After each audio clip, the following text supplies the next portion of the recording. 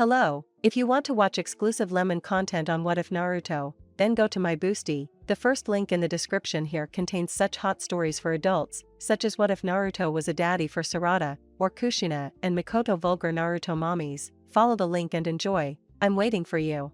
At the moment when they were going to ask him what was wrong, Naruto decided to jump out of the bedroom window and run endlessly. Until he got to wherever he had to get to. Kakashi-sensei, do you think Naruto is okay? Sakura asked. I don't know, Sakura, this is a very strange thing, Kakashi said. After an hour of having left Tazuna's house, Naruto finds himself standing in front of the sea, watching from the shore. Lost in his thoughts.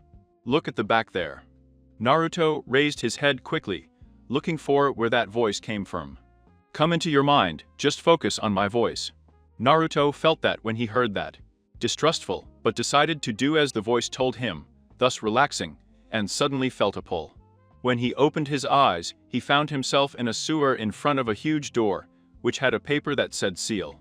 As he approached the gate, huge red eyes suddenly opened, making Naruto jump out of fright.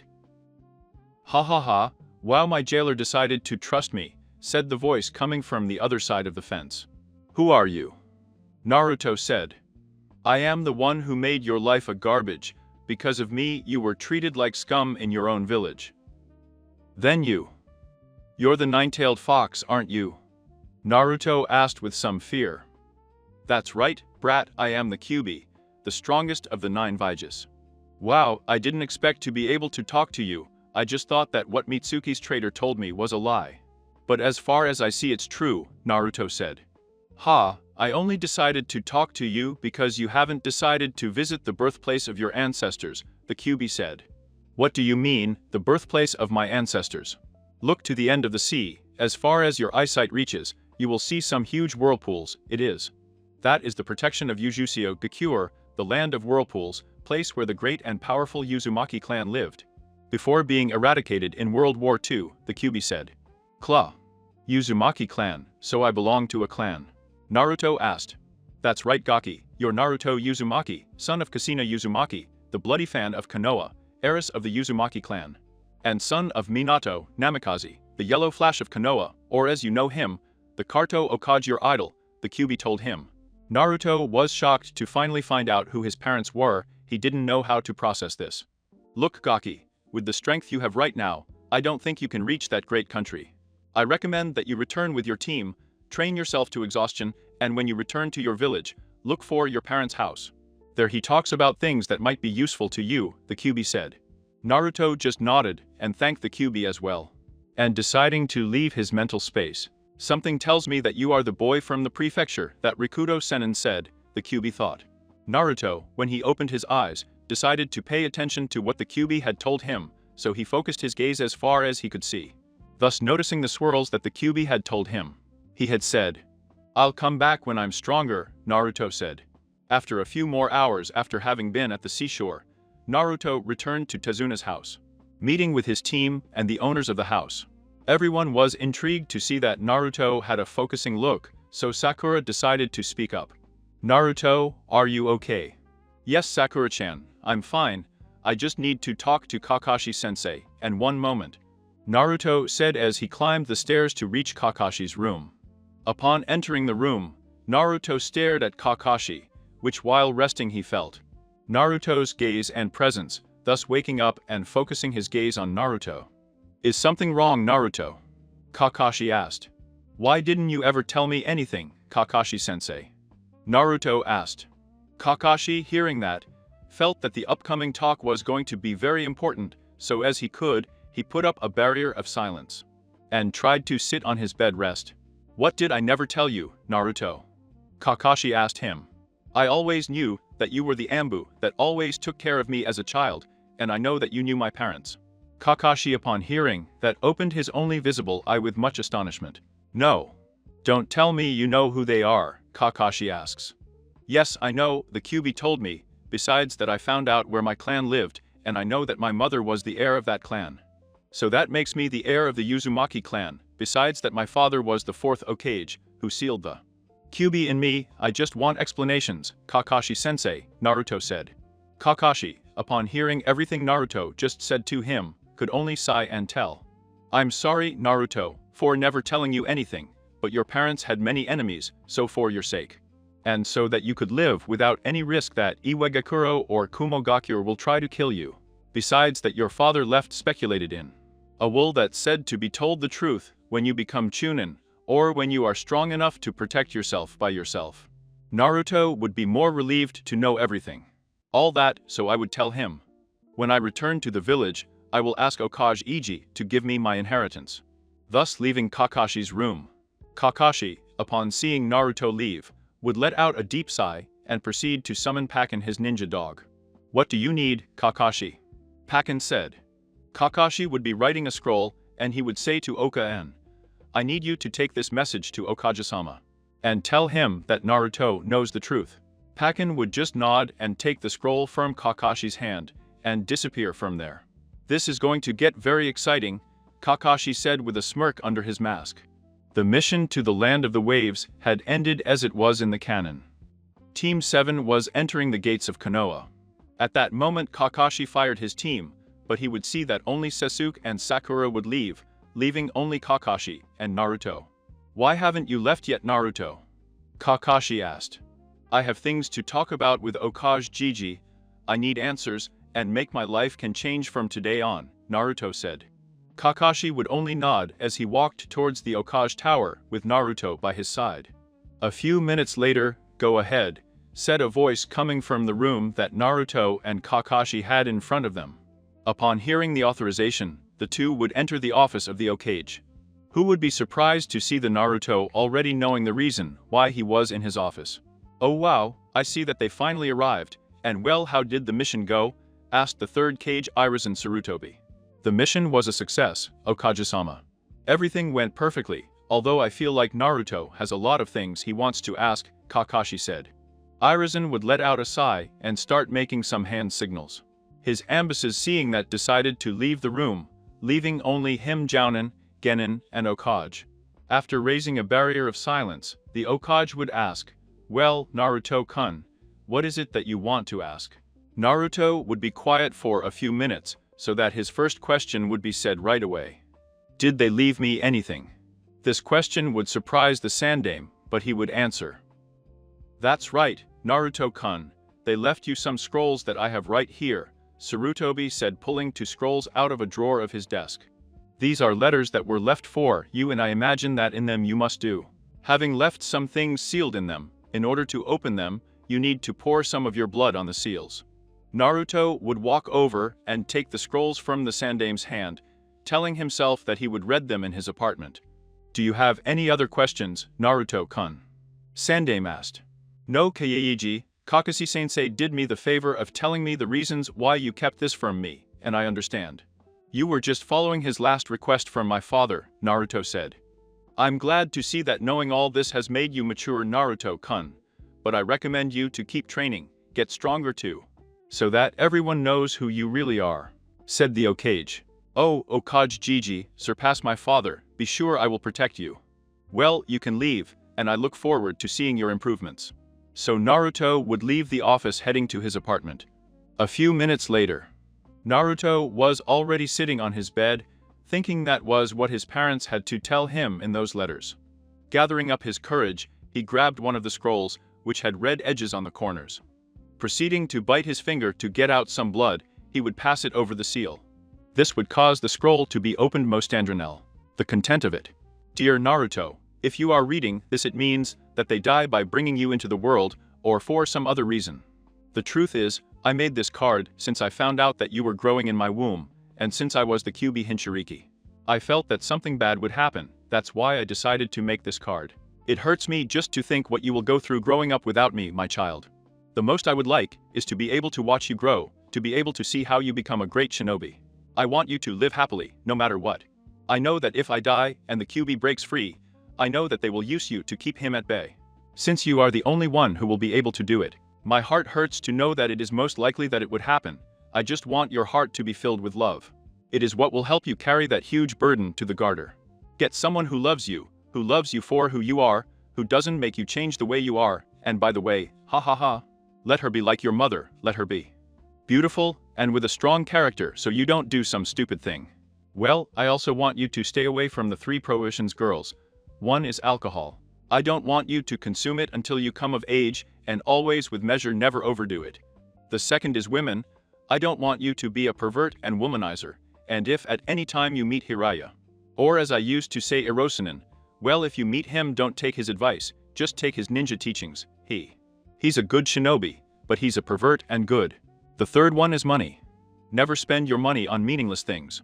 Save, and if at any time you borrow money, do not forget to pay it back. Well, my boy, I think I wrote a lot already. At the bottom of this letter, you will see a stamp in which I left you an envelope with all the money I had. Spend it with your girlfriend and buy things for your future. I love you, my baby, and I always will, no matter where they find me. I hope and always be happy. To your Uzumaki Kushina, your beautiful mother. Naruto, after finishing reading the letter, would start crying, hugging the letter on his chest. Knowing that he was always loved by his mother, and thinking that his father would be the same, filled him with joy. But at the same time with sadness for not having them by his side. After a few minutes, he calmed down, and proceeded to open the other scroll, which would have to be his father's. Hello, my little Naruto. If you're reading this, it means I died in Kyuubi's attack. I imagine you are wondering how it is that I wrote this letter if I was under attack, because I wrote it just when I rescued. To your mother from the masked man. Well, first of all, I want you to know that it hurts me quite a lot what I will do to you. I just hope, and you can forgive me. But I am no one to ask someone to lend their child for this huge burden. If I am not willing to sacrifice you for the village, I just hope and you can forgive me, but I trust that you will manage to control that great power that he left in your charge. The only thing I ask of you is to be happy. I want you to overcome me, make me feel proud, and don't forget that I love you. I wish I could have given you the love you deserve, since you are my only son. I love you, and at the bottom of this letter, I leave you my jutsus. I want you to master them and become the best and to continue my legacy. I also leave you the address of our house so that you can live better. There you can train my jutsus in the basement room. Besides that, in my studio, I leave you more gifts. I hope and you enjoy them. With love, your father. Minato, Namikaze, Yonda, and Miyokai. Naruto, when he finished reading it, would be crying just like with his mother's letter, but by wiping his tears. He would promise himself to become stronger than his father and make them, from wherever they are seeing him, feel proud of him.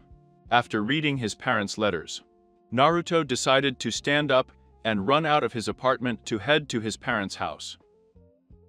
After a few minutes of running, Naruto would arrive at a beautiful mansion, which would leave him with his mouth open. After admiring the mansion, Naruto decided to approach the entrance. And when he knocked on the door, he noticed that some seals appeared, then shone and disappeared from it. Naruto, seeing that the seals were disappearing, decided to go inside and take a look at the whole house. After touring it and exploring the areas of his interest, such as his parents' studio and the basement where he would start training, he decided he had some clones made to bring all the things from his apartment to his new house. While waiting for his clones to arrive, Naruto decided to sit in the study desk chair. He started to check some scrolls, but when he saw that there was a scroll of a jutsu that he had already met, he decided to take a look at it.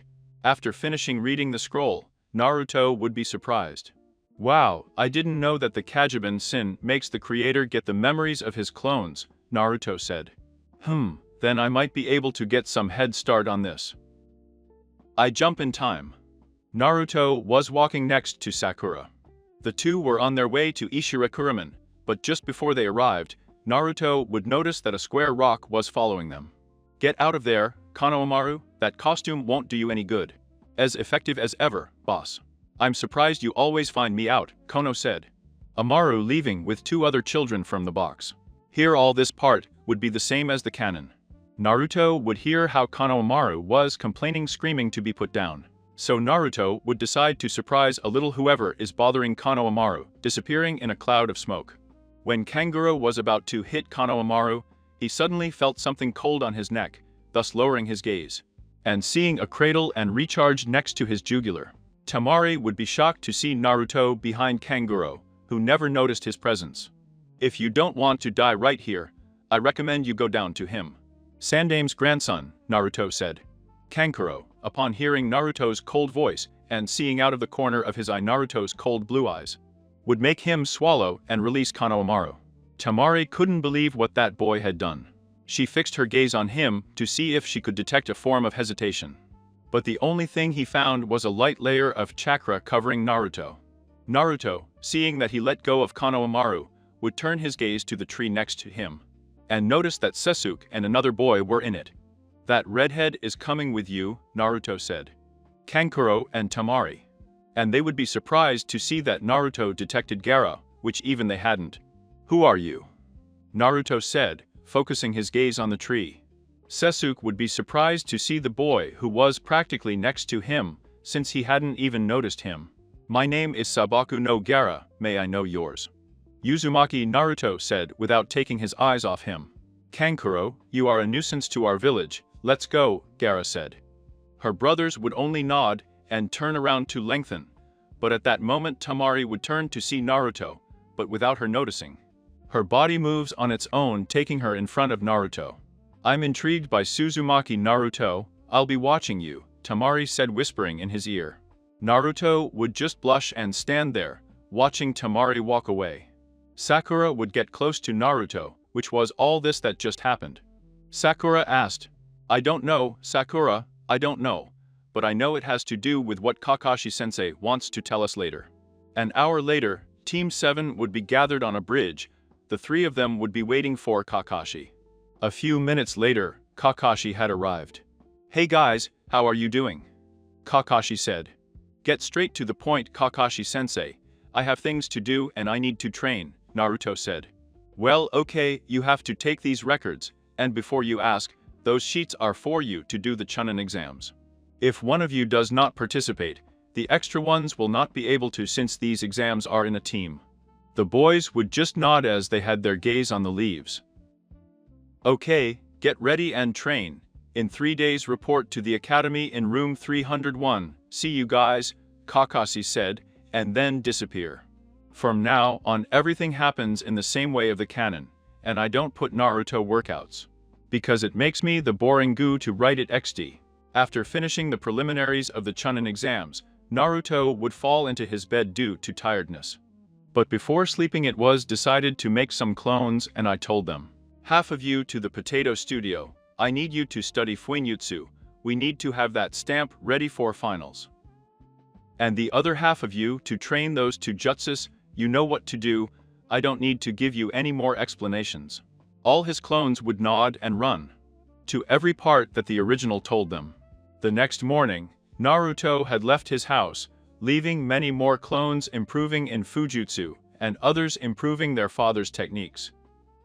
Meanwhile, Naruto was looking for Kakashi to train him, but before heading to Lost to see if Kakashi was there, he suddenly felt a pull, as if his mind was being drawn elsewhere.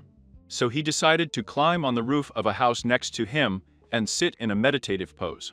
When he closed his eyes and opened them again, he would find himself in front of the Kyuubi's cage again. "Did you want to talk to me?" Naruto asked. "That's right, Gaki, I want you to head to the hot springs," said the Kyuubi. "And what would that be for?" "I need to find Kakashi-sensei to train me. That Cyclops won't even pay attention to you, as I feel his chakra with that of Lucia, besides that in the hot springs, I feel a chakra larger and more powerful than that of that Kakashi. So do you think it could be about Ires and In?" Naruto asked. "It could be Gaki, and maybe that guy can train you much better than your current sensei." "Well, then I'll be heading over there right away. Thank you for the talk," that Yubi would say, Naruto coming out of his mental space. When he opened his eyes, Naruto would shoot out towards the hot springs. After a few minutes of walking, Naruto would arrive looking around the area outside the hot springs. Until suddenly he would have some perverted giggles that came from a little passage next to him, which faced the side of the women in the hot springs. As he approached, the more he would notice that a man with big white hair was sitting spying on women while they were bathing. "Well, I feel it's time to move forward in my dream of being Hokage," Naruto said to himself. "Iro Sennin, I would like Naruto." The man, hearing that name, would freeze. Only Kushina was the one who called him that. Then little by little he would turn around to see a ruby boy with blue eyes, which would make him feel a great nostalgia. "Wow, I see, so you're Uzumaki Naruto, aren't you?" Hiraya asked. That's right, Iro, Senin Soy and I. Besides, I see that Kasen was right. You're a big pervert, Naruto said. Then you already know who your parents are and who I am and me, or else he wouldn't be here looking for me, Jiraiya said. That's right, Irosenin, and I wanted to ask if you could train me. It's okay, Gaki, I'll train you. I have all this month to make you a Chunin prospect, Jiraiya said. And that's how Naruto's training would begin. In the first 3 days, Jiraiya had made Naruto sign the Toad Scroll, managing to summon the Toad Boss the first time. The next day, Jiraiya would find out that Naruto would be working on his father's 2 famous jutsus, thus focusing on helping him for the rest of the month. 3 days before the final, Naruto was walking through the village, his way. Well, he was on his way to Ishiraku Ramen, because for the whole month he entered with Jiraiya, he didn't eat ramen at all. Because Jiraiya made him eat healthily, making him grow a little more than he already was under his genjutsu. While arriving at Ishiraku, he would notice that just outside the store was Gara Tamari's sister, who surprised him to find her right here. "Ha! Tamari-san, right?" Naruto asked. When Tamari heard that they were talking to her, she would turn around to see who was doing it. Pleasant was her surprise when she found Naruto at her side staring at her. This would make Tamari blush a little. When seeing Naruto's face more closely, "Eto. If it's me, can I help you with anything, Naruto-san? I was just wondering what exactly you were doing here, since I observed you looking at Ichiraku's post," Naruto asked. "It is. I was looking for a place to eat, since I just finished coming in and I'm a little hungry," Tamari would say a little embarrassed. "That's good, lol, how about I buy you dinner?" Naruto said. "Eto. Are you asking me out on a date or something like this?" Tamari asked. "Well, if you like it that way, could I make an appointment if you want?" I would ask Naruto in a very calm tone, but inside he was dying of grief. "Eto. It is. It's okay, I agree to come with you," Tamari said, turning a crimson color. "Okay, let's go inside," Naruto said. "Hi Toiki Gigi, a pork miso for me, please," Naruto said. "Hi Naruto, welcome, of course, a miso for you and for your girlfriend, that I'm going to give," Toiki said. This would make Tamar and Naruto blush, but Naruto wouldn't say anything. "Eto. It is. I'm not his girlfriend, we're just getting to know each other more, I just want a beef one, please," Tamari said. While the two were eating, Naruto decided to break the silence. "Well, tell me something about yourself." What do you mean?" Tamari asked. "I don't know what you like to do in your free time." "Well, in my free time I like to train, going for a walk all over my village is just what I do in my free time," Tamari said. "Don't you have any friends in your village?" Naruto asked. "No, because I'm the daughter of the Keisuke. No one wants to get close to me, everything is afraid of me because of my brother too," Tamari said with a tister sour. I see, you know, I didn't have any friends either. All the villagers hate me because of a very heavy burden I carry with me. But I will show them that they are wrong to treat me like this. Yes, I will show you at the Chunin finals who I really am, and then I will become the strongest Hokage this village has ever seen," Naruto said as he raised his fist in the air. Tamari at the sight of Naruto would get a smile to see the enthusiasm of the young blonde at her side. "By the way, I have a question to ask you," Tamari said while looking at Naruto. "Sure, what's your question?" Naruto said. "Why do you have a genjutsu on you?" To that, well, it's something I plan to reveal when the Chunin exams are over.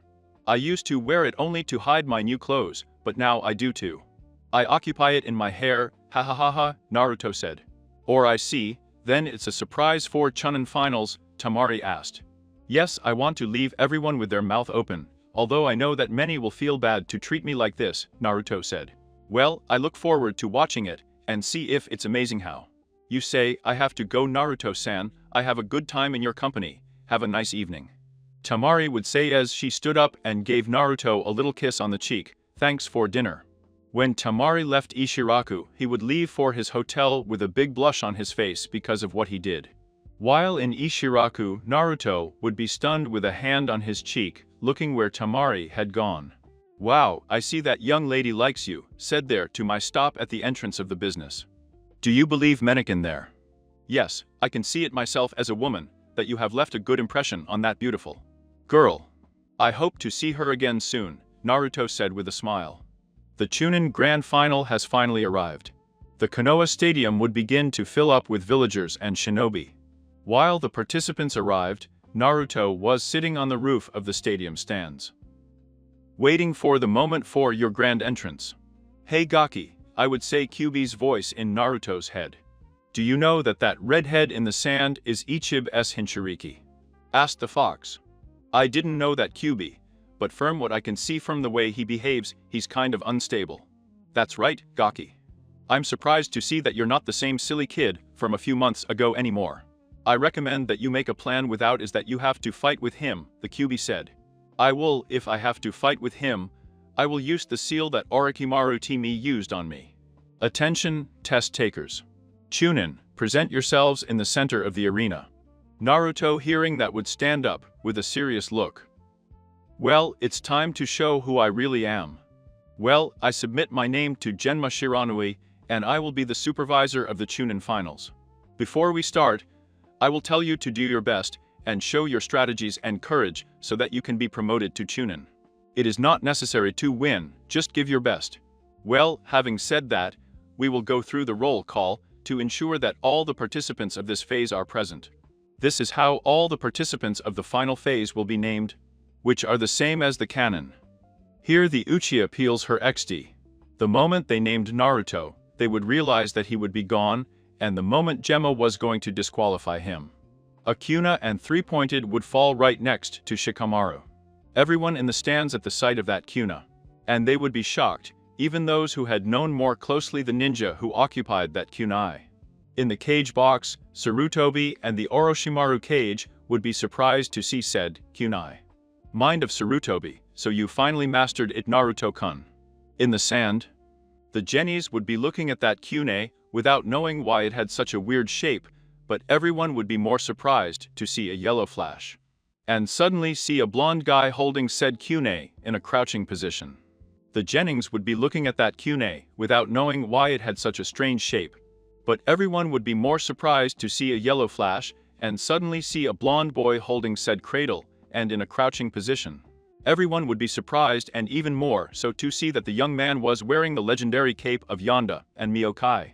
But the villagers of Konoha, hearing the boy's name, would feel more bad to know that they treated the prince of Konoha like trash. Namikaze Naruto, showing up for the exams, Chunin said Naruto. Mifik's Naruto is identical to Minato, just add his mustache markings. Tamari, seeing the appearance of Naruto, would blush more than not, the same would happen with Saki. And no, Tente and Jimata, who didn't take their eyes off Naruto. Well, as far as I see, Yuki Izusuke has not arrived, and since there can be no favoritism in the shinobi ranks, he is disqualified from the Chunin exams. He will not have the right to fight in ninja round, let alone earn a promotion to Chunin, so. Not Sabaku? He's the first one to advance to the quarterfinals, and now with that said, we start with the first match, which is between Yuga Neji and Namikaze Naruto, Genma said while giving Naruto a smile.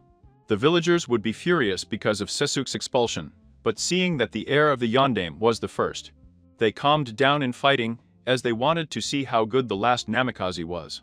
All or the other genin would be retreating to the stands, but when Tamari passed by Naruto, she would come to his ear and say, "Good luck, handsome boy," thus giving him a kiss on his cheek, and looking very flushed. Naruto would be shocked and a little blushing. He should what Tamari did and said, but in the stands a Yuga had some jealousy XD. Well, the rules are the same as the preliminary one. I reserve the right to intervene when I see it necessary, you understood? Genma said. To which only Neji and Naruto nodded. Okay, get started. Give up. Fate has decreed that I will be the 9 our cattle, Neji said. I wish your fate would kick your ass back, Naruto said. After finishing saying these words, Naruto would lunge at Neji, who was already prepared to end the battle quickly, but suddenly Naruto would throw a three-pointed ditch at Ryuga, which would only make his head into a lake. Because serious mistake, since in a yellow flash, Naruto had appeared behind Ryuga to impact a Rasengan all over his back. Everyone would be surprised to see that Naruto not only mastered the fearsome Irasen no Jutsu, but also mastered the same Rasengan, a jutsu created by Yondaime himself. Sarutobi, seeing that Naruto had already finished with the fight, would proceed to take out a notebook, where he would write down his motive for turning Naruto into Chunin, apart from signing up. Their observations. Neji would be on the floor in pain, staring at Naruto with only the strength to be able to ask a simple question. See, how? I told you, no. Destiny is not written in stone. Neji. He squats in front of Neji. Destiny is nothing that is already written for our lives, but we are the ones who write our own destiny. Think about this well, and get that huge stick out of your ass, starting. Now focus on being the one to play with fate, Naruto said, as he started to stand up. Here. Maybe. Have. Reason, thus fainting in the G. Winner of the first round, Namikaze, Naruto. After Genma said those words, the whole stadium would stand up, and they would begin to hear screaming from all sides, who were screaming. Namikaze-sama. Namikaze-sama. Namikaze-sama. Tamari, seeing how Naruto had finished quickly with the Iga, would be surprised. He couldn't believe how lethal the well-known El Cuarto Jutsu was, but suddenly a feeling of intrigue would run through his entire body. Because in the next round, he would be pitting Gaara against Naruto. And seeing that Lucia was out, he felt that the invasion would be at that moment. Naruto, when climbing the stairs, would be congratulated by all his classmates who were at this stage of the exams. But when passing by Tamari, he would come close to his ear and whisper to him. Thanks for the encouragement, beautiful. I hope and have a good game. Today, by the way, I will return you to the brother you miss so much. This would make Tamari blush at the same time that she would be surprised to hear the last thing the blonde said to her. From now on, the battles are the same as in the original story. Alright, let's start with the next phase of these Chunin exams. Please come down to the Namikaze Naruto and Sabuku no Gaara arena, Genma said. So Naruto would appear in an orange flash in the middle of the sand, and Gaara would appear in a sand sunsen. But before Genma started the match, a whirlwind of leaves would appear in the middle of the two participants, appearing on the Kakashi and Sasuke. Sorry for the delay, but we're not late, are we? I would ask Kakashi, seeing Genma. You're too late, attack. The Uchiha was disqualified due to not showing up on time for the exams. You know that a Chunin always has to fulfill his commitments. This would make Sasuke angry and look at Gaara furiously. Well, you and I will fight now, said the Uchiha. Get out of my way, Uchiha, you cover my target, Gaara said. Sasuke, upon hearing that, would turn to see who he was mentioning. Fine. Seeing a blonde young man with a white cape with red flames, which would surprise him, but seeing the whisker marks, he would be more surprised. Naruto, is that you? That's right, Sasuke. If you can do me the honor of stepping aside, I have something to correct in him, the Namikaze said, taking a serious look at Sasuke. Sasuke would get more angry, leaving the arena, heading to the stands, sharing and burning to the ground. Well, begin, said Genma. So Naruto would take out a cradle and three-pointed, while he began to channel wind chakra into it. You will prove my existence, Uzumaki, Gaara said. And I'll get that personality out of your head, and at the same time, will calm down that tanuki, who gives you such a storm. Everyone from the arena, after hearing that, would be surprised since Naruto knew that Gaara was his Hinchiriki. Tamari would start sweating since his invasion plans would be thwarted. So Naruto would throw his Kuna and Gaara, which before hitting would be stopped by a wall of sand. But Gaara would be surprised to see that the Kuna and would start to break through the sand. So he decided to just make his head to the side, but then he remembered what happened to the Yuga, so when he turned around, Naruto would hit him. A Rasengan, causing Gaara to fly out against a wall. A few seconds later, Gaara would emerge from the wall, staggering with blood pouring from his forehead. Gaara, when he felt this, would touch his forehead, and, when he felt what was running through it, he would decide to see his hand. To see his blood on his hand, which would make him eat. To go crazy. Well, this is my chance, Naruto said. Running out straight to Gaara, while his fingers on his right hand started to glow blue, thus sticking his fingers on Gaara's head. Seal of the 5 elements, Naruto said, but at the moment of saying this, several explosions began to be heard around the village, which would make that after Gaara fell unconscious due to the seal, Naruto would turn to see what was wrong. Seeing that the cage box was exploding. When Tamari saw that the explosions were beginning to be heard, she would decide to jump into the battle arena to get Gaara out of the village, so that he could transform, But when she saw that Gaara fell unconscious, and that the Shukaku would not be released, she would be surprised, running out to pick up Gaara.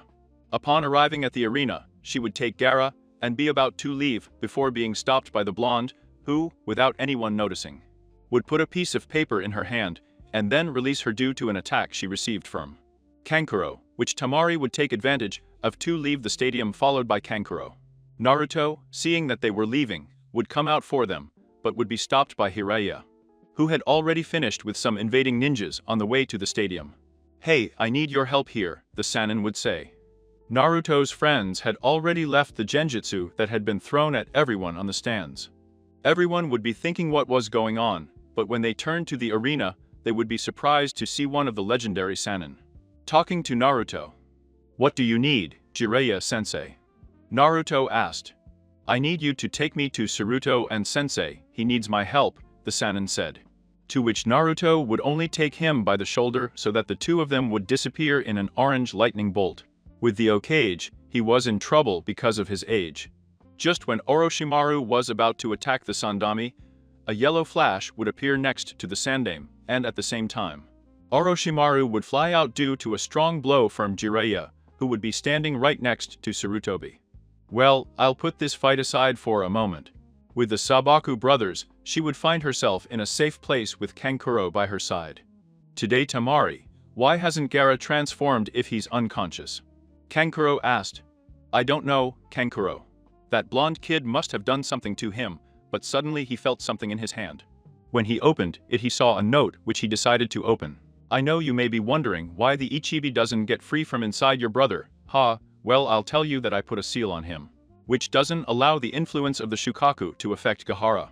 If you want more answers, head to the east side of the village about 5 miles, you will find a clearing with a slightly abandoned hut. I will see you there. By the way, always check your body after encountering enemies. This would cause Tamari and Kankuro to be shocked. Their plans had been thwarted. It can't be Tamari. What will we do without the Shukaku? Gaara was the key piece of this invasion, Kankuro shouted. Tamari would just look and tell him, we have to go to where he told us. You well know that we didn't agree with any of this, but we need to know what this guy wants. With Jiraiya and Sarutobi, these were fighting with the previous Hokages. Jiraiya, seeing that they were in trouble, would decide to occupy a seal that he had developed specifically for this jutsu. Seeing his only chance, he would run against Orochimaru, putting a seal on his stomach.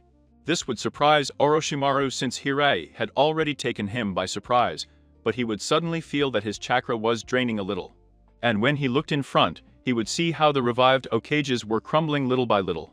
Orochimaru, seeing this, would get frustrated, causing his subordinates to lower the barrier, and thus run out of the village. You're fine, sensei, Jiraiya said, turning to Sarutobi, who was sitting on the floor. I'm fine, Jiraiya, but I need to pass this hat. It's not old enough for me to have it. I think I found the right person, sensei, but we would have to look for her. With Naruto. This one was defeating the last shinobi of the sound. Seeing that the other enemy forces were moving away, he decided to disappear in a yellow flash. With Brother Sabaku, Tamari would be thinking about why the blonde had told her to take care of her body. Suddenly, a yellow flash would appear in front of her, which would make her jump a little, and when she turned up she blushed. The more unable because in front of her was the face of Naruto, who was staring at her. Kankuro, seeing that Naruto appeared in front of Tamari, would be on guard. This is why I was telling you to take care of your beautiful body, Naruto said, whispering in her ear, and showing her the seal he had on his forearm, where Naruto had grabbed her at the stadium. Tamari, all flushed, would turn to see her forearm, seeing the seal. But how come you put it on me? The moment I grabbed your hand in the stadium, Naruto said. But anyway, I'm here to give you back the brother I love. So bring him inside that hut. The Sabaku, not knowing why, just followed him without making a complaint. Upon entering, they would be shocked because the hut inside was well maintained and clean.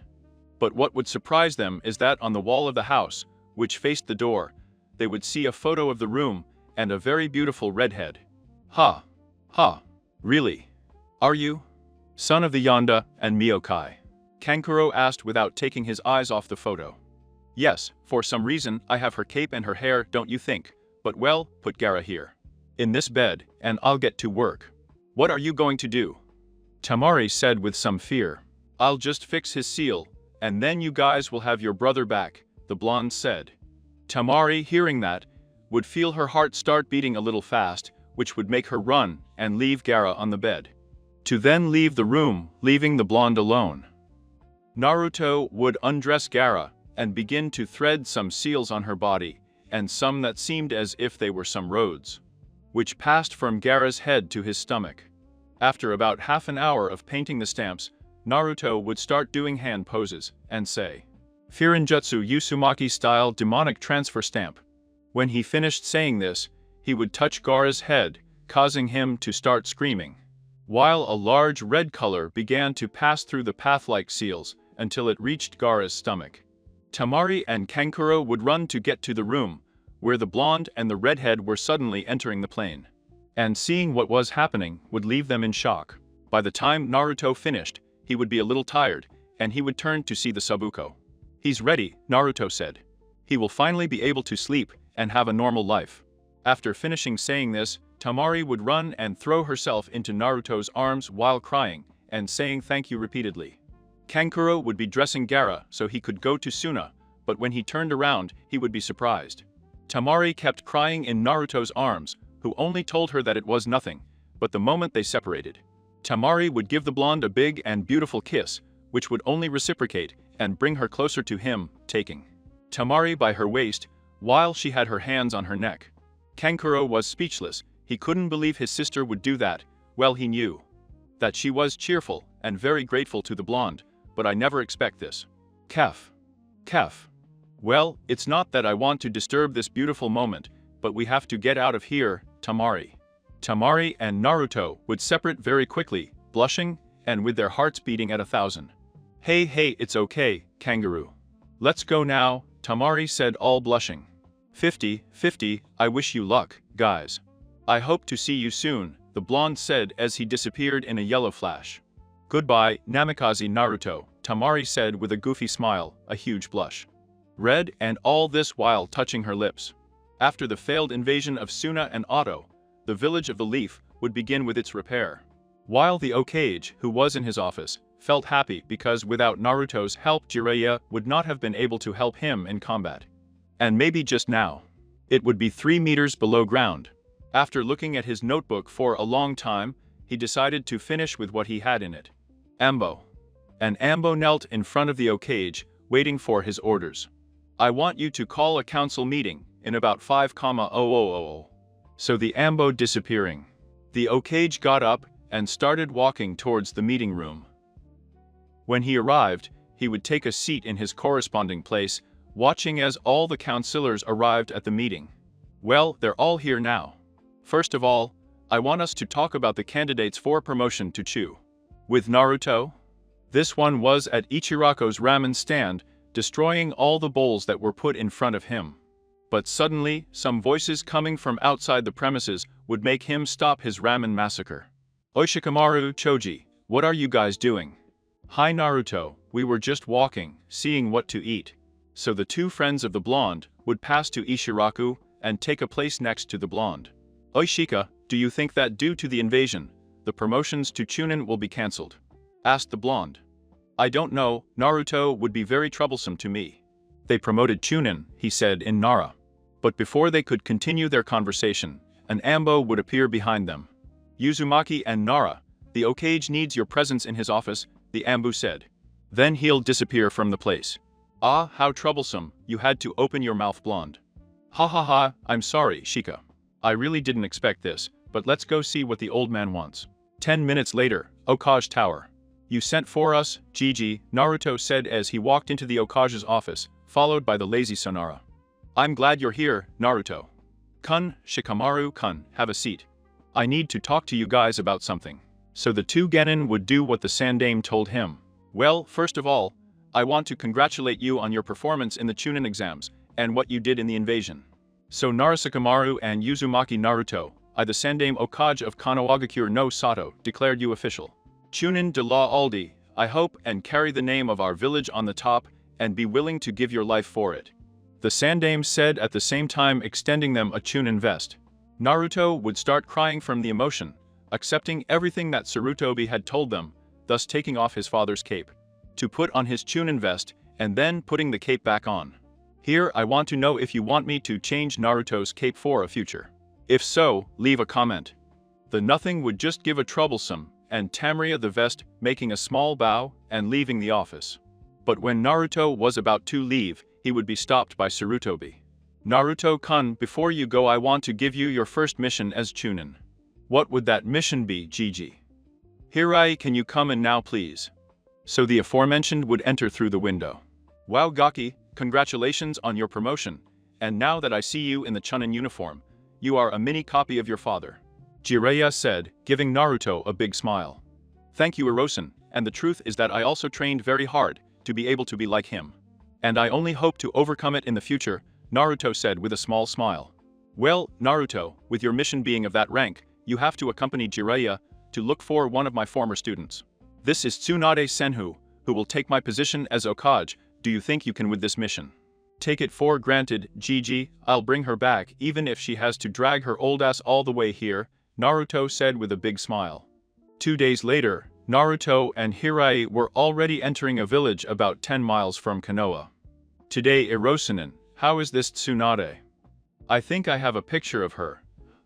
If she's here, it's her. Oh wow, because she looks younger than you, if she was supposed to be the same age as you, right? And Gaki has it, only she hides her true appearance in a permanent genjutsu. I see, so she's a Bakken, who is sorry for her age. Hirai would no longer answer due that a beautiful girl had caught his attention, which he noticed and did not even start flirting with him. Naruto would only scowl, but he would decide to be alert at all times. Hey, here you go to a hotel to make a reservation, I'll meet you more in a while. Okaro Senin. Thus Naruto would enter a hotel in which before entering, he would knock on the door of said hotel. Wow, this hotel has good wood, I hope, and it is sturdy. Thus moving away from the door on which he had already left a mark for his anger and without. So after a while, he had turned off the room and had gone straight to it. When he entered, he would decide to lie down on the bed and rest for a while, but at the moment when he would be about to close his eyes, something caught his attention. Hey, you have visitors here. It's better for you to escape.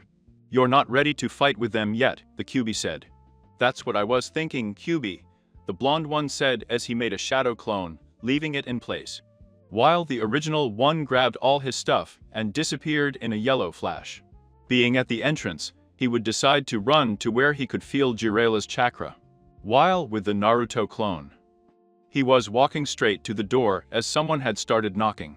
When he opened the door, he would see some Sharingan eyes to which he would only divert his gaze upwards. Well, I see that the Thames brother decided to pay me a visit. Naruto-kun, you're coming with us. Oh wow, and that. To what is the honor due that the great Itachi Uchiha wants me to accompany him? That's private, just come with us. Oh, tell me something, Uchiha. Do you want me or do you want the one who is sealed in me? This would make Itachi stare at him for a few minutes and then tell his partner. Kiss him, we're leaving, leave it. But Itachi, how are we going to leave without this brat? Pay attention, kiss him. This is not Naruto-kun. He is very relaxed. I bet he is a shadow clone. So this Gaki only made time for the real one to escape. No kiss him, the real one escaped before we arrived, so let's leave before that. Hitachiko was able to finish as he dodged the blow of a large sledgehammer coming from an orange toad. Wow, but if it's Uchiha Itachi Asiraki Kisum, Hiraiya said as he positioned himself on top of the toad. This is what Kisum wanted to avoid, Itachi said. After spending days traveling next to Jiraiya, Naruto had spent her training with the Sannin in improving the Rasengan. Because Naruto had learned it for the exams. Chunin, he broke Jiraiya's plan to show him on this trip, which led them to start working on what Minato had left pending for that jutsu. Hiraiya had already made Naruto discover his elemental affinity, which they discovered was wind, to which Hiraiya put some futon workouts that he had seen on one of his trips to Susuna.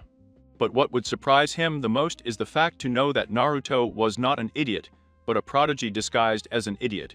Since after having given him the exercises, Naruto would master them all in a few hours due to the help from his clones. They were currently in Tunsaku, the city of the game.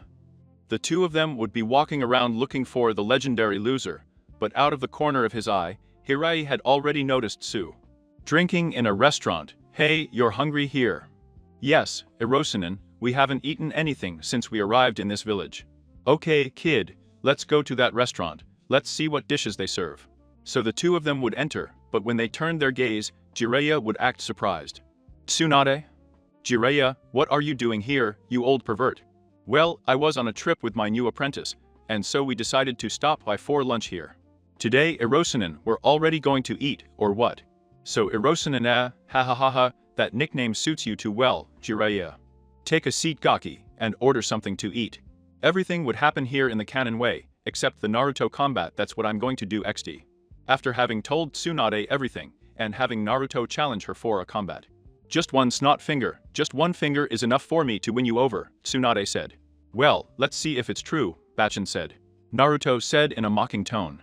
Tsunade was about to launch with Tar Naruto, but she would see that he would take out to ordinary Kunai. But what she did not know is that both were marked with the Shiki for the iration. So Naruto would throw himself, and while running, he would throw a kunai that Tsunade would grab in her hand. And when she was about to return it to the blonde, a yellow flash would make her stay in shock, and then feel a cradle and pressed on his throat. "Well, I think Beihan won," Naruto said with a serious look behind the Sannin. Tsunade, when turning around, it would be seen that Naruto had a cold look which would make her remember the father of the child. "Wow, so I see you're not just a fan of the Yondaime for bringing a cape like his," the Sannin said. "Of course I'm a fan of him, but besides that I'm his son, and my goal is to be better than him, and to be a better person than him," Naruto said. Tsunade would be surprised at him to hear that. "So tell me, Gaki, what is your dream?" 0 kg, that's my dream, besides being better than my father." Tsunade, just by hearing the first sentence, would be shocked and would clearly swear to see her late brother and her late lover behind the blonde boy. "Okay, Bachin, how about we make one more bet?" the blonde said, making Tsunade stare at him. "What's your bet, brat?" Naruto would proceed to make two clones, and they would make a Rasengan with small gray blades around the sphere. This would make Tsunade surprised, seeing the most advanced Rasengan to how the Yondaime left it.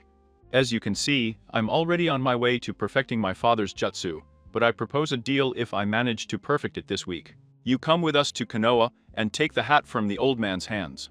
"Oh brat, but if you don't make it, you stop being ush. If I did not see you withdraw from your dream." This would surprise Jiraiya and Shizune, who would be shocked. "Tsunade-sama can't be serious, can she?" Shizune asked.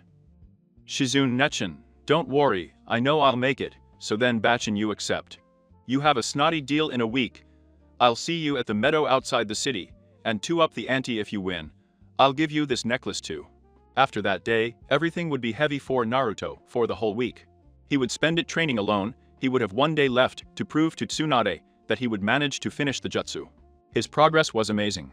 During his training, Naruto noticed how his Rasengan was increasing in blade size every time, which would make him feel proud.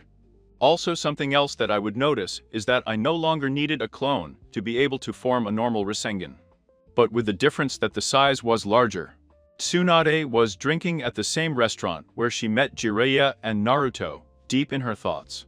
Because her other teammate had decided to look for her a couple of days before meeting Jiraiya, and all just to help him perfect Edo Tensei with the help of her great medical jutsu that she invented. Telling him that if he helped him, he would return to those he has loved so much, and that the time the war took away from her, after a few minutes of being lost in her thoughts. She would not notice that Jiraiya would sit next to him while he ordered a drink. "And well, Tsunade, I know that Orochimaru came to see you. I know it by the way you behave. He came to me looking for help to perfect Edo Tensei, promising me that he would betray Dani Nawaki if I helped him. You know that if you help him, that would make you a traitor, right? And if you decide to help him, I won't have the option of killing you with my own hands." While Jiraiya was saying this, Tsunade had poured a liquid into his drink without him noticing. I know you would, that's why I have to think things over." The next morning, Naruto was happy, sweating and tired, but happy at last. He had finally managed to perfect his father's jutsu. Wow, I can't believe that in just a short time, I've been able to master 2 of my dad's jutsus and perfect the Rasengan. But Naruto's thoughts would be interrupted due to Shizun's arrival. "Hi Shizune Nechin, how are you?" asked the blonde. "All right, Naruto-kun, but I'm just here to talk to you. Since I want you to withdraw your bet with Tsunade-sama. The necklace that she bet you is there, since all the people she has given it to die the next day. And I don't want you to be one more in that curse. I don't care, Shizune-kun, my ninja way is to never give up and never back down to my words. My dream is to be Hokage, and that's why I will never give up, besides I have already won the bet." After saying that, Jiraiya would arrive at the clearing staggering. "Today Erosen comes that Bryo, that Tsunade drugged me something, put it in my drink, but I know he's about to meet Orochimaru. So we have to go, to stop her. Oh, leave that to me. I'll look for her with my clones." After a few minutes, one of his clones would dissipate to give the information to the original Naruto, who would only tell the directions to the other 2, and running out to where Tsunade was fighting with Orochimaru. After arriving, Jiraiya would decide to face Tsunade, while Naruto and Shizune protected Tsunade, who was in a state of shock. But Naruto, seeing that Nishizune could with Kabuto, would be ready for the fight. "Well, it's time to show you what I'm capable of, traitor." So Naruto would throw himself against Kabuto, who was already prepared for Naruto's Irasen. While they were fighting, Naruto was looking for a strategy on how to stop Kabuto. After seeing that he had no choice, Naruto would decide to grab Kabuto's hand with everything and kunai, causing his hand to bleed, and preventing Kabuto from escaping. Warning to God to Kabuto is, "XD. He's going to Chan today, do you want to see that I managed to win the bet?" Tsunade, upon hearing that, would turn to see the blonde, and with astonishment would open his eyes to see how Naruto formed a complete Rasengan. So that later a clone appears and begins to make huge blades, which would cause a huge squeak-say heard all over the battlefield, which would make Jiraiya and Orochimaru stop their hair to see where that noise was coming from. Jiraiya would be surprised to see that Naruto had achieved what Minato never could. On Orochimaru's part, he would be worried about Kabuto. "Well, it's time for you to disappear, traitor. With this your time is up." Futon Rasen Shuriken, thus impacting the new Rasengan on Kabuto's chest. This would cause Kabuto to shoot backwards, and then be lifted up inside a huge squeaky white sphere. Orochimaru, seeing that, would run out to save Kabuto, while Jiraiya ran to Naruto's side. As soon as the 2 Sannin returned to where their disciples were, the huge white sphere would stop making Kabuto fall to the ground. And at that moment, Orochimaru would take Kabuto and disappear. "Wow Gaki, I can't believe you've perfected it, but what the hell happened to your hand?" Jiraiya asked. Naruto would only turn to look at his hand to see that through his skin, red dots were starting to appear, which was a sign of internal bleeding in the veins and muscles from the right grimace to the forearm. Tsunade, seeing that, would run to heal Naruto's hand, but what would surprise her was what his diagnosis gave. "Brat, I forbid you to use that jutsu again if you want to continue chakra shaping. The chakra network of your right arm is damaged," Tsunade said. "That's fine, Bahan, but I'll look for a way to use it. Lo Shinrigo, remember that I never give up, and besides, you owe me a bet, right?" "It's okay, Gaki. The necklace is all yours, plus I'm going back to Konoha to take that hat, because if I don't, who's going to train you to be an Hokage?" said the Sannin. After a few days of traveling, the 4 shinobi were arriving to Konoha. After pressing the doors, everyone would be welcomed with victor and joy. Some villagers would start spreading the rumor that the Namikaze heir had brought the legendary Tsunade Senju. This would be their entire journey to the tower, and after having entered it and arrived at the office of the Hokage, Tsunade and Irasen would start to celebrate the reunion with Sake in the company of Jiraiya and poor Naruto, for having done excellent his S-rank mission, and his first mission as Chunin. After a few days of the arrival of the Sannin, a party would be held in her honor because she was the one who was taking the position to be the new Hokage of the village. After a few days of Tsunade's arrival, the village of the Leaf was calmer, because by being named Hokage, Tsunade made the village feel safer. But it was not the case of a certain Uchiha, who was in his residence while getting ready for sleep. Because it was already past the time of night, But at that moment 4 ninjas entered his residence, starting to talk to him about his seal and asking him that if he decided to go with them, they would wait for him outside Konoha at 12 o'clock. And so the 4 would disappear.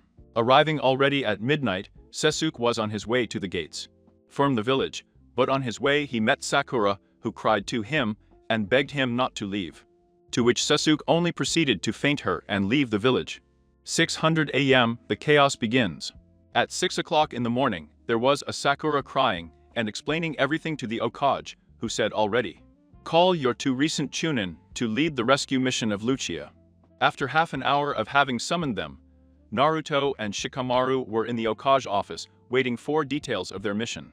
"Well guys, I sent for you, since the mission I'm going to give you is a recovery one. Your goal is to bring Sasuke Uchiha back to the village. Since we were informed that at about midnight, he decided to leave the village, it will make it easier for them to use brute force if necessary, just get him alive," Tsunade said. "Yes, Okage-sama, we will gather a team and leave as soon as possible," both said Chunin. After finishing this, Naruto ran to get his things ready, while sending many of his clones to gather a team for the mission. After a few minutes of having assembled his team, which would be made up of Kiba, Choji, Neji, Shino, Shikamaru and Naruto, they would be leaving the gates of Konoha to embark on their search. The net gives me the guts to narrate all the fights, so they will be like in the original story. Just focus on the Proto XD. After chasing Sasuke after Rogel got Kimimaru out of the way, Naruto was on top of Shirama Senju's head. Looking to the other side of the valley, seeing Sasuke moving away, but without wasting time, he would throw one of his Hiraisen kunai, which would pass brushing Sasuke, who when turning around would not see anyone until suddenly he would feel a huge pain in the neck. So he would turn around, seeing Naruto with one of his hands on his neck and the other forming a tiger sign. "That's as far as your Uchiha journey goes," Naruto said before mentioning his technique, part of liberating sealant firm. But just before the sealing was finished, Naruto walked away due to Sasuke starting to change his appearance. What Naruto noticed about him was that his hair grew, turning a blue-gray color, a cross-shaped mark came out in the middle of his face, and 2 huge hands that resembled wings sprouted from his back. "You have become very ugly," Naruto told you. "I will not allow you to stand in my way, Dobe. I will fulfill my revenge, and no one will stop me. And if I have to kill you, so I can get the hell out of here, that will be it," Sasuke said. "Well, if you want to do this the hard way, let's do it to you already." On the other hand, Tamari and Shikamaru had ended Teyui's life. "Well, Olgazen, do you want to tell me why Lucia decided to leave the village?" Tamari asked. "We don't know, but by now Naruto must be facing Sasuke right now, if the explosions heard a few miles away are anything to go by," said the Nara. Tamari, hearing that Naruto, the boy she felt a great attraction for, was fighting, decided to rush out to his aid. "Problematic blondes," El Nara said when he saw Tamar running away. Back to Naruto. This one was having complications with the Lucia, since the seal was giving him a somewhat advanced healing, but not as much as his. Since thanks to the Irisin, he was able to hit 2. They Rasengan on the back, and still the Uchiha kept getting up. "Hey Hairball, do you think you can give me a hand?" Naruto asked inwardly. "I'll give you all the chakra you can stand. All I want is for you to beat the shit out of that Uchiha," the Kyuubi replied. After saying that, a chakra covering began to cover Naruto, and 3 tails of it formed behind Naruto's back. "This will be enough," Naruto said as he launched into further fighting with the Uchiha. Sasuke seeing that would be surprised because he did not know that the double had so much power. And double would be his surprise to see that Naruto was much faster than even his fully mature Sharingan couldn't keep up with him. Until suddenly he felt another big pain in his stomach, and Almira saw that he had Naruto's fist where he felt said pain. Naruto, seeing that Sasuke was sore from the blow and was still distracted, took the opportunity to use his sealing technique again. So getting behind Lucia and placing his hand on her neck and shouted sealing technique, "Curse Liberator." After this Lucia began to scream, and the seal on his neck began to smoke, making it gradually disappear until leaving no trace of him, thus falling unconscious Sasuke. Naruto, seeing that Sasuke had fainted and that he no longer had any curse marks, would relax by sitting on the floor. Until he heard that someone was approaching from the direction he had come, so he focused his gaze and I would be surprised to see Tamar and come out of the trees. Tamari, upon arriving at the Valley of the End, would be surprised to see so much destruction. But all that would disappear when he saw Naruto in perfect condition alone, looking somewhat tired, and would give him a smile corresponding to the one he was giving. So he decided to get closer. I see you had too much fun, Tamari asked. Something, Tamari-chan. That seal is something to be feared in its strongest phase, Naruto replied. And well, we could say that it is a successful mission. Sure, Datebeo, just look at how I left it, and with a stamp that I thought wouldn't work, I was able to remove the curse mark from it. Well, then let's go back to Naruto village. Sure, Tamari-chan, and how about after the report to Tsunade Bakken, we have a date. Tamari, hearing that, would only blush, but she would accept the mustachioed blonde man's offer. So Naruto would take Sasuke as his man, and they would leave for Konoha. After defeating Sasuke, and seeing that Tamari had arrived to give her bearing, Naruto plucked up the courage to ask her out. Naruto, then Tamari-chan, a date coming to Konoha. He would say this while lifting Sasuke's unconscious form. Tamari, of course, but you're paying for Namikaze. I would say Tamari with a little smile. Naruto, a Naruto will do well, Tamari-chan. I still don't feel with a great strength to be able to use my father's name. I have a long way to get over it. Tamari, okay Naruto, we're leaving now. Naruto, let's go, Tamari-chan. In Konoha, Sakura had heard that almost the entire rescue team had returned. Except for Naruto, which made her think that something bad had happened, so when she saw Tsunade and Shikamaru leaving towards the village gate. So she ran after them to see what was happening. When he reached him, he stood next to him and was surprised, and at the same time terrified. To see that at the entrance of the village they were Kankuro and Gaara, but just seeing Gaara terrified him. Tsunade, when she saw Sakura, was surprised because he never noticed that she was walking next to him. But when he saw that she was terrified to see Gaara, he only proceeded to reassure her. But everything turned into a surprise when we saw that two silhouettes could be seen on the horizon. And one of them seemed to be carrying something on her shoulder. Tsunade knew that her blonde Gaki had fulfilled her mission. And that made her feel relieved. But what surprised Tsunade the most was to see Tamar and Naruto closer than anything, but seeing them so close and happy. A feeling that his alliance negotiation with the arena would have to do with these two brats. Tsunade mente, this is going to be a pain. With Naruto. Naruto, and well, Tamari-chan, what do you want to do after I give my report? Tamari, I don't know. Naruto, I think I'll have to be present for the alliance negotiations after this, but maybe Kankuro can replace me for a while. Naruto, that one looks good to me, go for it, or look, it looks like they're waiting for us. Tamari, if that's what I see. At the entrance of Konoha, Shikamaru, seeing that Naruto had completed the mission, felt calmer as his mission was finally finished. And that his friends were safe, which made a troublemaker come out of his mouth, next to a small smile. In Sakura's case, tears came out of her eyes when she saw that Naruto had been able to bring Sasuke, although very mistreated. But he brought him back to her. This made me look at Naruto in a very different light. The Sabaku brothers just smiled to see the two blondes arrive together. Tsunade, well done on your first mission as Chunin Naruto. Naruto, thanks goes to Chan. Tsunade, well, let's go to my office so that you can give your report and do me the favor. That the Uchiha can't move until we decide his sentence. Sakura P. But what do you mean by Tsunade-sama's sentence? Shikamaru, how troublesome, but you have to understand something, Sakura. Sasuke left his village for leaving with a traitor, so the sentence that is given to traitors is the death penalty. But because of all the mess that is going to be in the council, and more because he is the last Uchiha in Konoha, he will be made a different sanction so that the Uchiha clan doesn't become extinct with that idiot, or it's not like that, Okage-sama. Tsunade, unfortunately, you're right, Shikamaru, but I'll sort that out with the council. After saying all this, everyone proceeded to leave for the office of the Okage for Naruto's reports. 2 hours later, Naruto, I can't believe all this took more than 2 hours.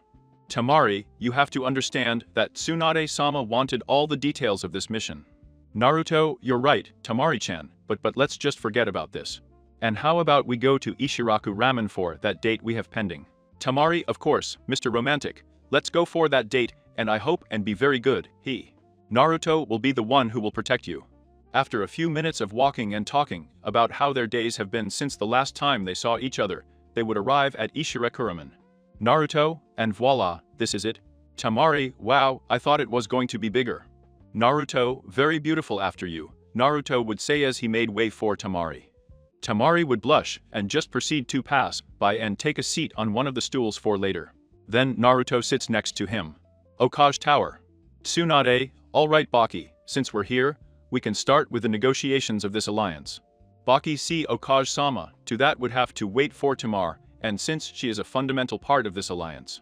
Tsunade, what do you mean, Baki? He asked, making his bad feeling come back. Back and see Tsunade-sama, the Suna Council met after the invasion happened. Flashback, 3 days after the invasion. Advice from Suna. Counselor, I still can't believe that all this time we were deceived by that snake. Tip 2. Now this is a big problem, not simply because we lost our Kazekage, but we also lost our alliance with Konoha. Honorable counselors have nothing to worry about. This meeting was held to find a way to recover our alliance. Also, that our best shinobi Baki is acting as acting Kazekage. For the time being, let's not worry about that and focus on the alliance. Advisor 3. Well, Kiyosama is right, so let's listen to what proposals everyone has and choose the best one. While everyone was discussing a peace agreement with Konoha Baki, he was in his own thoughts while reading Tamari's report. Until he got to the fundamental part, a genin, frustro the invasion plans, taking Gaara to an unknown place, only seeing a yellow flash where they were. After that, they tried to locate him, but he went. Who found them telling them to go to an abandoned cabin that belonged to the Yonda and Miokai, and as if that wasn't enough. The boy repaired Gaara's seal, making Gaara look calmer and not exude an intense thirst to kill. All this would make Baki spit out his tea that he was drinking, and stand up suddenly, which would attract the attention of everyone in the room. There's something wrong, Baki. Baki, please, I want you to pay attention to me. I will read you Tamari's report about the failed invasion, and after that, I want you to think of a way to fix our alliance with Konoha. Do you agree? Everyone would nod, and Baki, upon seeing this, would proceed to read the report. After finishing, everyone would be surprised. Counselor, one waits for Baki. You are saying that a single genin was able to push Gaara away before she released her Vihulu. And not only that, but they left in a yellow flash, and I fixed Gaara's seal.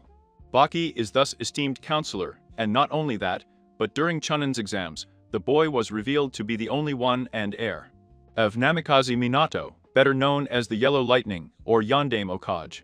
Squeal, you're kidding, right? The Yandame was supposed to have died next to his wife and son. Baki. No kidding, Kiyosama, even the Sandai Miokai I confirm. Counselor 2, this is impossible. Baki, see it with your own eyes. So Baki would put a picture of Naruto in the center of the table, which would make everyone gasp. But the council member who was always quiet would speak. Ebizu, well, seeing all this, I just came up with an idea on how to fix our alliance. Everyone would turn to look at him, waiting for an answer. Ebizu, it is known that before the start of the First War, Shinobi and the Shodai Miokai to Shirama Senju contracted a marriage. Politician with Uzumaki myth, thus fostering a great alliance between Konoha and the destroyed Utsu. So my point is that we revive that custom. We offer a political marriage to Konoha, and then we can rest easy. Because this alliance could last too long. I squeal, but who would we offer? Ebizo, we have no choice but to offer Tamari, the daughter of our deceased Kazekage, and also specify that the marriage will only take place with the son of the Yonda and Miokai. Baki, but this is asking a lot. We have no right to demand from Konoha, and besides, how do you think Tamari will react? Ebizu, that's why you won't tell her until you're in front of the Okage, because then at least she'll control herself and won't make a fuss. Just and hopefully this will work. The flashback ends. Baki, and that's what happened, Tsunade-sama. Tsunade, so your council wants to form an alliance with Konoha based on a political marriage between Naruto and Tamari. Baki, see Tsunade-sama, and the truth is we all have faith that this will come through. Tsunade? Ambu. Embusio Kage-sama. Tsunade, I want you to bring Tamari to my office, and then you'll go get Naruto, but I want Tamari first. Embusio Kage-sama. In Ishiraku, Tamari, then you were the one who brought Tsunade-sama back to the village. Naruto, yes, ha ha ha, I beat her in 2 bets, and after fighting with Orochi Tem, we made her come back. Tamari, you seriously amaze me. And by the way, I am eternally grateful that you were able to help my sister. With his stamp. Naruto, there is no such thing as Tamari-chan. Ambu, sorry to bother, but Sabaku not Tamari, the Okage wants to see you. Tamari is fine in a moment, I'll be there, thanks. Thus disappearing the Ambu. Tamari, well Naruto, I have to go seriously, I have a good time on this date. Naruto, me too Tamari-chan. She comes up and whispers to him, and for our next date, I will prepare something very special, and just for you princess. Tamari would blush too much, but she would just give him a tender smile, and get a little closer to him. Tamari, I'll be waiting for then, Naruto-kun. At that moment Tamari would give a tender and chaste kiss to Naruto on the corner of his lips, and then turn around and tell him. Tamari, I'll see you later Naruto-kun. Going to the Okage Tower. Naruto mind. Seriously, this woman drives me crazy. Tour Okage 20 min later. Tamari would arrive at Tsunade's office, knocking 3 times and waiting for her passage to be approved. Tsunade comes in. Tamari wanted to see me, Okage-sama. Tsunade, that's right Tamari, but before I get to what I want to talk about, tell me, you were busy. Tamari would blush a little and respond. Tari, the truth is that Tsunade is that Baki, are you okay, Tamari? Tamari, yes. If I'm okay, it's just that I was on a date. Tsunade and Baki would raise their eyebrows at the surprise. But Tsunade was already getting an idea of who she was on that date with, while Baki thought that Tamari might only spoil the treaty. But she only decided to hide her concern. Tsunade, well, putting this aside, I want to know if you know about the proposal that was made to form our alliance. Tamari, not really Tsunade-sama. Tsunade Baki, do you want to tell her please? Baki, see Tsunade-sama, you see Tamari, the solution that was reached for the alliance with Konoha was a political marriage. Tamari, but why do you tell me it is? Wait a minute, you're telling me that I'll be the bride of said treaty? No. No, I would say it kind of annoying. Baki, so this Mari, you were chosen as the bride in this marriage, and the groom will be from Konoha, besides that the groom is. He couldn't finish as Tsunade interrupted him. Tsunade, don't say it, Baki, I want him to be surprised when you see him. The Maria, no, I don't want to get married, and even less if it's with the Lucia, or the lazy one of the Nara. Tsunade Ambu, bring the other person to me, please. Ambusio Kage-sama. Disappear. Tamari, why are they doing this to me, Baki-sensei? Baki Tamari, you knew from a young age that something like this could happen, since you are the daughter of a Kage, and believe me, I prefer this to being forced to marry someone you don't know. Tamari, wait, you're saying that I know this person. But at that moment a cloud of smoke would appear and the same Ambu would come out of it. But the strange thing is that he was carrying a black sack that was moving and could only be heard. Some complaining. Ambu, I brought him here Tsunade-sama, but I had to kidnap him since he didn't want to come. Because he had to enjoy the food of the gods and he didn't want to be interrupted. Tsunade, sometimes I wonder how he can be such an idiot and at the same time smart. The Ambu would proceed to pull the side.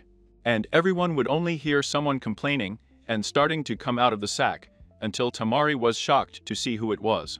Tamari, this is a joke, right? Tsunade, no Tamari, meet your future husband Namikaze Naruto. Tamari would be perplexed, but a massive blush would start to take over. He makes his face. While Naruto, upon hearing what Tsunade said, would suddenly get up already unbound and scream. Naruto. That he had after the news of the political marriage, Naruto had remained silent, which worried everyone, even Tamari. As a small feeling of squeezing. It was beginning to be born in the bottom of his heart. Tsunade, Naruto, are you okay? Naruto, if he goes to Chan, only this is very unexpected. Tsunade, I understand, but you're willing to do this. Naruto, I admit that I like Tamari-chan a lot, but I feel that we are still very young. To do this, plus we just started getting to know each other well. This would make Tamari's heart squeeze harder to the point that she felt some tears trying to escape from her eyes. Naruto, but I'm willing to do it if Tamari-chan wants. Tamar, and when she heard this she would feel that her heart was relieved. This at the same time would make her a little curious. Since in part Naruto was right, they did not know each other well, and it worried her that things like that would make her heart give those turns. But she would be taken out of her thoughts after Naruto's words. Tamar and me. I really don't know what to say. Naruto, if you don't want to do it, that's fine, Tamari-chan, although if we do this, It doesn't mean that we can't get to know each other well and maybe get closer. He would say this while giving the sandy blonde a small smile. Temari would blush at the sight of the smile Naruto gave her. In addition, now that she paid more attention to the other times she had seen him, she realized that the boy had really become more handsome compared to the first time she had seen him. In addition, when paying attention to his hair, he noticed that 2 small strands were also starting to grow, one on each side of his face, making the boy gradually become more like his father. Tsunade, so what is your answer, Temari? Temari is here. Okay, I'll do it. Baki, that's good, Temari. You will see that this will be good for you and for our villages in the future. Naruto is well going to Chan, since I have read some things to him about some political issues in my dad's scrolls. I know there are going to be duties that we have to fulfill. Tsunade, wow, you really surprise me. Sometimes you seem to be a complete idiot, and sometimes you're smarter than you give credit for, but hey, you're right about that. The Suna Council has indicated that you are at your disposal to choose the right moment to bring into the world an heir to strengthen the alliance. Your heir will have dual citizenship, and because of this he will be able to travel from Konoha to Suna, and from Suna to Konoha. Besides, he will not be forced to marry Suna again. That will be up to you to decide as you see fit. Temari, then we won't have to force our son. He blushes to marry Suna. Baki, that's right Temari. What our village wants is for the alliance to be as good as possible, without demands and without pressures. Naruto, and how soon will the wedding be? Tsunade, the wedding will be. Tsunade couldn't finish, as her window would be opened and Jiraiya would appear in it. Jiraiya and Tsunade. Tsunade, Jiraiya, can't you see that I'm in an important meeting? Jiraiya would turn to see the other occupants of the room, realizing that members of Suna were in the room, which gave him the idea that a peace treaty was on the table.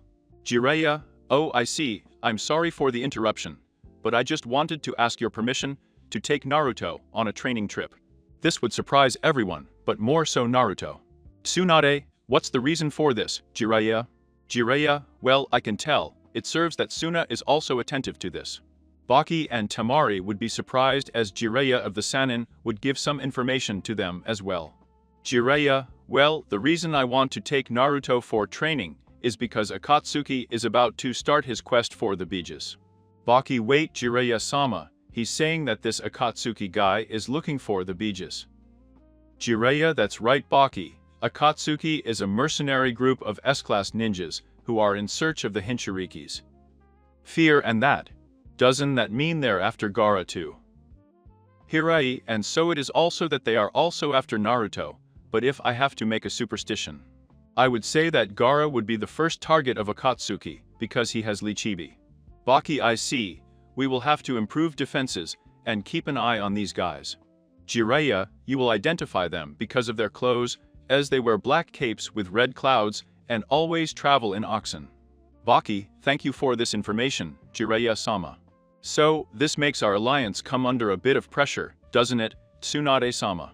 Tsunade, I'm sorry, you're right, Baki. Then the Marji Naruto, their wedding will be in a month. Jiraiya, wait. What a wedding? Baki, that's right, Jiraiya-sama. Our alliance will be based on a political marriage. Jiraiya would turn to see Naruto with a big smile. Jiraiya, go Gaki, seriously, what do you do? Make me proud. Naruto, are you seriously that you will never really change in? Tsunade, you two can go now. You have things to catch up on besides making this alliance bear fruit. He would say this while giving them a cheeky smile. Naruto and Temari would blush. Nor would they just take a bow and then leave the office. Tsunade and well Jiraiya, how long would you take Naruto for? Jiraiya, about 3 years. With that time I can make him a stronger ninja than he already is. Besides, I could teach him the Sage Mode. And maybe go to Kumo so he can come to an agreement with the Kyuubi. Baki to Kumo. But no, Konoha has a not very pleasant relationship with that Aldi. Jiraiya, the truth is that Kumo is neutral with Konoha at the moment, but Iwa is another issue. Besides that, in my time managing my spy network, let's say that Kumo's perfect Hinchiriki owes me a favor. I would say this while giving a few kinky giggles. Tsunade, seriously, you'll never change, will you? Meanwhile, with the blondes.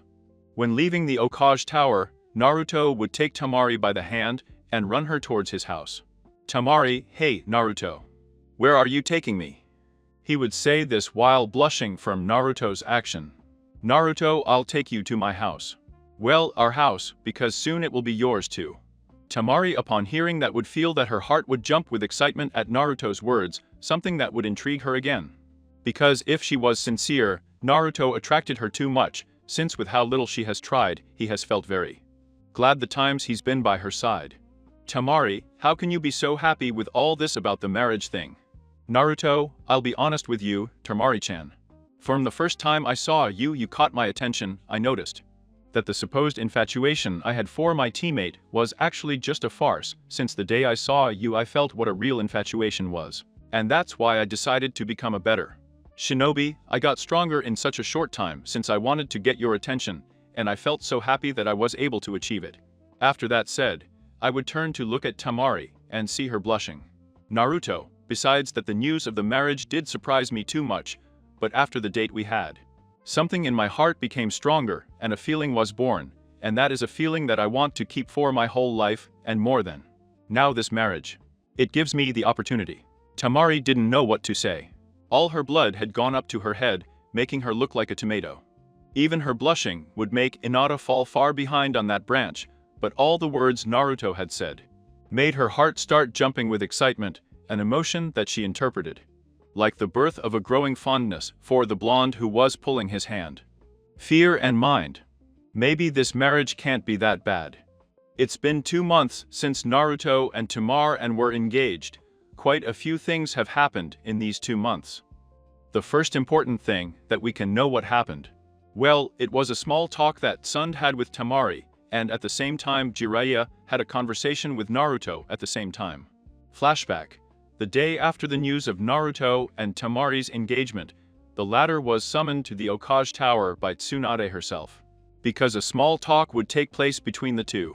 Temari, my name is Okage-sama. Tsunade, that's right Temari, I need to have a woman-to-woman chat with you. Temari P. But what shall we talk about? Tsunade, take it as a talk about flowers and bees. He would say this while smiling, and the ambus left the room, closing the door so Temari wouldn't run away. Temari? Don't do this to me, Tsunade-sama. Tsunade, don't worry, it'll be quick. Also, Hirai is already doing the same thing with Naruto, and I also have to give you a warning. After the great talk Tsunade had with a very flushed Temari, and you may wonder why I didn't put Naruto's talk with Jiraiya. Well, the talk was something about Monoseo and things like that XD. Tsunade? Well, now that we leave that topic out, comes my Temari warning. Temari what? What warning, Tsunade-sama? Tsunade, I want you to take great care of yourself on your wedding night, when you and Naruto conclude the union of your marriage. Since the Uzumakis, besides having a greater longevity than other clans and civilians, are more fertile, so there is a great chance that you can get pregnant at your first time and still. I still don't want any more Sorubio scandal brat running around the village, so please take good care of yourself when they finish that night. I recommend you to use the jutsu that I taught you a while ago. Agenda, I understand Tsunade-sama. I'll try to take care of myself, but why are you telling me all this? Tsunade, because Naruto is like a son to me, even if he drives me crazy sometimes, but since you married him, it's like you became part of my family. Temari, thank you Tsunade-sama. Thank you for having me in that esteem, and I promise that I will give my best. Tsunade, I know you two will do great together. End of flashback. After that talk, the months passed quickly. During those months, Naruto and Temari had many dates in which they became closer. Temari was surprised because of all the details Naruto had with her, details that made Temari fall in love with the blonde imperative number 1 of Konoha, to the point that 3 days before that Yubota, the two formalized their relationship. A relationship that 4 Naruto's friends surprised them and made them happy for him, but 2 people ended up with a chest pain, but one. More than any other, Shikamaru Nara felt a great sadness upon learning that Naruto would marry Temari. The girl who had caught his attention and had stolen his heart, but later understood that the same thing had happened with Naruto. But he did have the courage to talk to her and invite her on dates because he had seen them in 2 of them, but he still felt happy for one of his best friends. The other person was the beautiful, but shy and born Yuga. She was completely shattered because the great love of her life had fallen in love with the Princess of the Sand. Besides the fact that they were going to get married, this was what spilled the beans on their feelings. Depression claimed her and did not let her escape for almost 2 months, until he understood that she never had the courage to relate more to his. She never had the courage to ask him out, so with that thought she was finally able to leave her room, although still depressed. But that changed when she started spending time with Nara's young heir, who had gone through something similar. But on a smaller scale, and that's how something came about that no one would expect. A great union that these two young people began to show. And so we come to the point today, the point where we find ourselves in a room at the Namikaze estate. The head of the Namikaze clan is located in this room. Naruto, I still can't believe my life has changed so suddenly. Iruka, why do you say that, Naruto? Naruto, to think that before leaving the academy, I was just a child who screamed with zero shit, and after my mission to wave. Everything changed in me, I became the same as my father, I mastered his jutsus, although I have not yet completed the Rasengan. And now I'm going to marry a girl for whom I have great feelings. Iruka, I feel so proud of you, Naruto. Honestly, I didn't think that you would become a great shinobi and a great man at such a young age. Naruto, thank you, Iruka-sensei, for always supporting me, and for being at my wedding like my father. Iruka, you have nothing to be grateful for, Naruto. Also, I know that your parents from the other world are proud of how you have grown up. Naruto, I know, but what worries me is that from today I will be Namikaze Naruto legally. And I know that my father's enemies will come after me, and I don't want Temari-chan to get hurt. Iruka, that's why become stronger, Naruto. So strong that everyone respects you. And at the same time, they fear you so that they think twice about messing with you or your future family. Naruto and Loyar Iruka-sensei, being the strongest shinobi and the best ninja in the world, give yourself a break. But at that moment, Hirai would already stick his head out from the door of Naruto's room. Hirai Yagaki, are you ready? Naruto, of course, Erosen, and Nagamos this. Temari's room. Temari was nervous, all because her wedding day had arrived, a political wedding that will make her hometown village. And the village of the Leaf become sisters in the face of any adversity. But her biggest nervousness is that just 3 days ago she formalized her relationship with Naruto, with whom she is now going to get married and then have her wedding night. Sakura, are you all right, Temari-san? Temari, yes, I'm just a little nervous. And not nervous about marrying the heir of the Yondaime. Temar and something like that, although what I don't understand is how no one noticed his resemblance, moreover. Even I hadn't noticed until he appeared in the final phase of Chunnin's exams. Sakura, the truth is, it's something that surprised us, but the good thing is that Naruto's life is changing for the better. And not the truth, I hope, and be happy in your marriage, Temari. Temari, thanks, I hope the same, although if he keeps behaving like this, I think this can work. At that moment, Shizune would enter the room, handcuffing a smile, upon seeing Temari already ready for the wedding. Shizune, Temari, how beautiful you look, but it's time, your boyfriend is waiting at the altar. At the end of this, Gaara and Kanguro would enter. Kanguro, and don't think you walk down the aisle alone, little sister. Gaara, we will deliver you, he would say with his stoic attitude. Temari, thanks guys, you really are the best brothers in the world. And so the union of two villages began, the music began to play, the counselors of each village, the guests of the bride and groom, began to stand up, the Okage who would officiate the wedding, and the groom standing at the altar with Iruka as his father and Jiraiya as his godfather. Naruto would turn around when he heard the music, but when he looked at his future wife, his mouth fell to the floor, and his face blushed. Which was not overlooked by Temar, and which could only give a small laugh. Naruto was mesmerized to see such a beautiful angel who will soon be his wife, besides seeing her being taken by the hands by Kara. Kanguro and Gaara made Naruto smile because of how happy Temari looked, and finally welcomed her to the altar. Naruto, you look more beautiful, Temari-chan. Temari, thank you, Naruto-kun. Kanguro, I'm commissioning my sister to you from today. Promise me that you will take care of her. Gaara promises the Uzumaki. Naruto, I promise, guys, I will take care of her with my life. Tsunade, well, everyone be welcome today to the union of two villages, and the union of two great people from each village. Today Namikaze Naruto and Sabaku no Temari will be joined in holy matrimony. For my part, I wish you that in your life together, you are doing well, and that everything is prosperity. Under the hand of Kami, so Namikaze Naruto, you have some things to say. Naruto Temari-chan, from today I give you the promise of my life. Where I promise to love you and take care of you in the face of any adversity, respect you as a woman, person and kunoichi. I Namikaze Naruto, from today I take you Temari no Sabaku. Like me. My wife. Everyone would feel so happy when they heard Naruto's words, Besides, they would make some tears come out of Tamari's eyes. Tamari and I Sabaku no Tamari, I take you today as my husband Namikaze, Naruto. I promise to respect and love you until my last day, and to always be by your side supporting. On the road we have to travel to fulfill our dreams, so with this promise today, I accept to be your wife under the name of Namikaze Tamari. Tsunade, well by the power that is conceived to me as Gadai Miokai, I Tsunade Senjulos of clear husband and wife. You can kiss the bride. After finishing this, Naruto approached Tamari, lifting the veil that covered her beautiful face, and without more kiss her. A kiss where Naruto showed her that all the words he said to her were not empty but were sincere words. And with that kiss, Tamari realized that this relationship with the blonde and her now marriage will be the best of his life.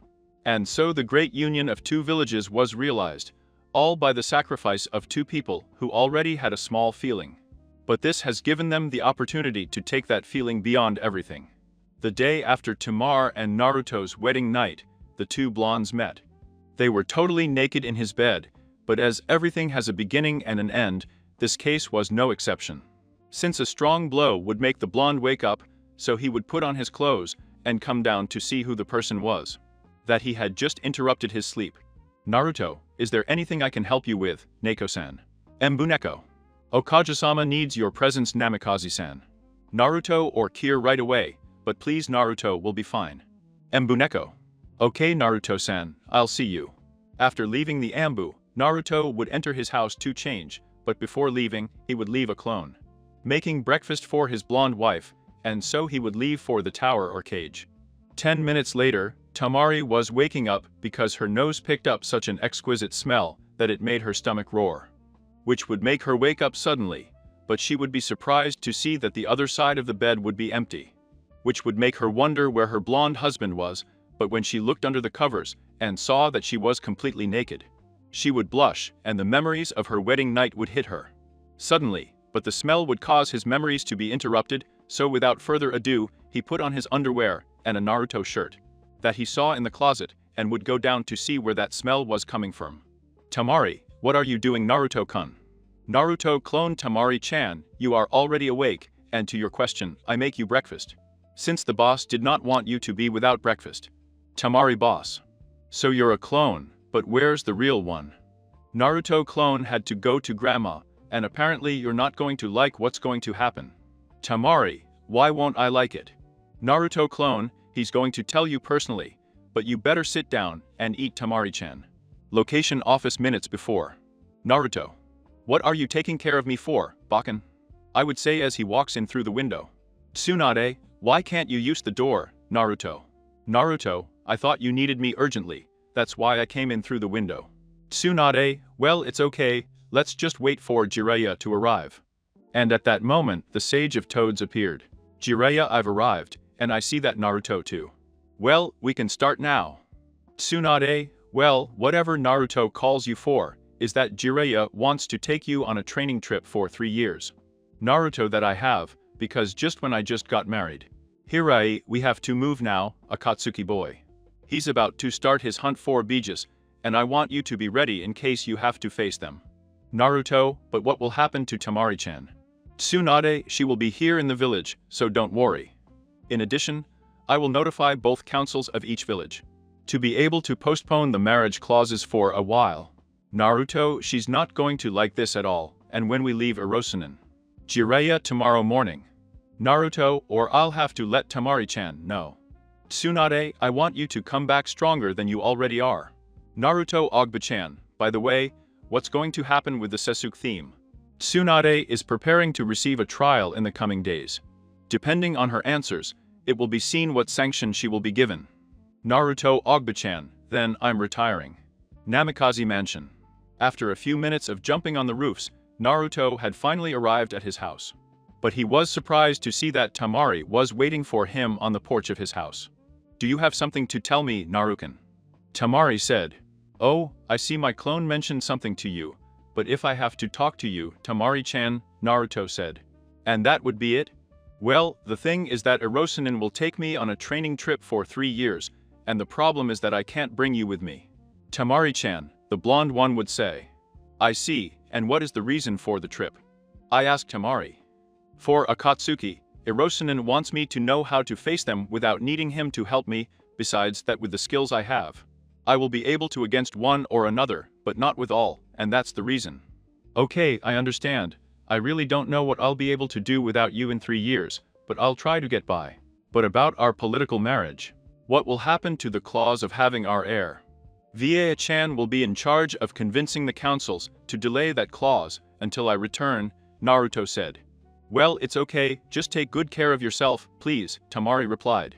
Of course, Tamari-chan, I will come back fine, and when that happens, I understand you. I'll think about all the wasted time. Sounds like a good idea, Naruken, but when are you leaving? Tamari asked. Tomorrow morning, so today I will spend the whole day with my beautiful wife and give her her parting gift, the blonde would reply. This would make Tamari blush, but at the same time, she would be happy to even be able to be with her husband all day. The next morning, Jiraiya and Naruto were standing at the gates of Konoha, ready to leave. Okay, Tsunade and me, it's time to go, Jiraiya would say. Tamari-chan, take good care of yourself, and when we meet again, you will see how strong I will become, Naruto would say. More than you already are, Naruken, the blonde with 4 pigtails replied.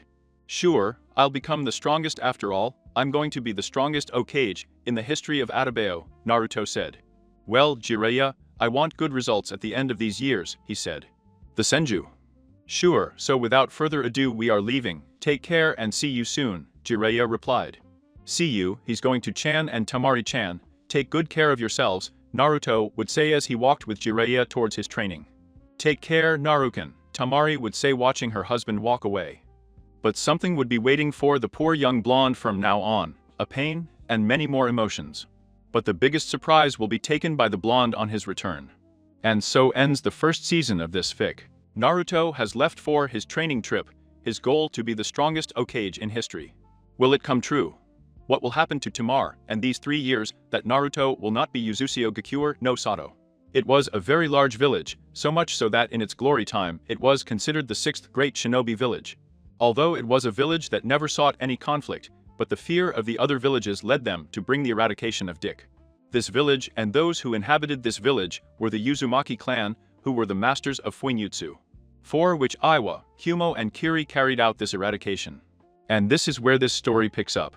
In a desolate landscape, full of destruction and death that could be felt from every angle you see.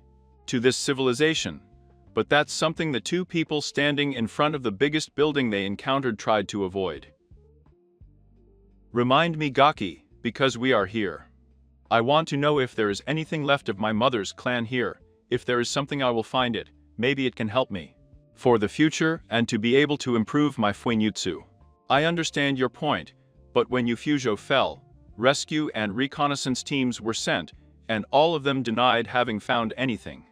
But none of them had Uzumaki blood like me, and I know that I will be able to find something here. You have a point, Naruto. Then let's start with this to return to the village. Naruto is coming Iras in and let's start exploring. Konoha, 5 days later, Tsunade Senju was sitting in her chair in Okage's office. While she attended to all the paperwork that came with the job. Something that had made that after several nights I couldn't sleep, but still I wasn't ready to leave the post, only until said smart blonde. And at the same time idiot was ready to take his place as Hokage, although I knew that. It wouldn't take long since the way he painted things, the brat would be ready for the post in no time. And maybe he can be the first youngest Kage ever. But his thoughts were interrupted as a yellow flash stole his attention out of the corner of his eyes, and as he looked ahead, he was surprised to see who was there.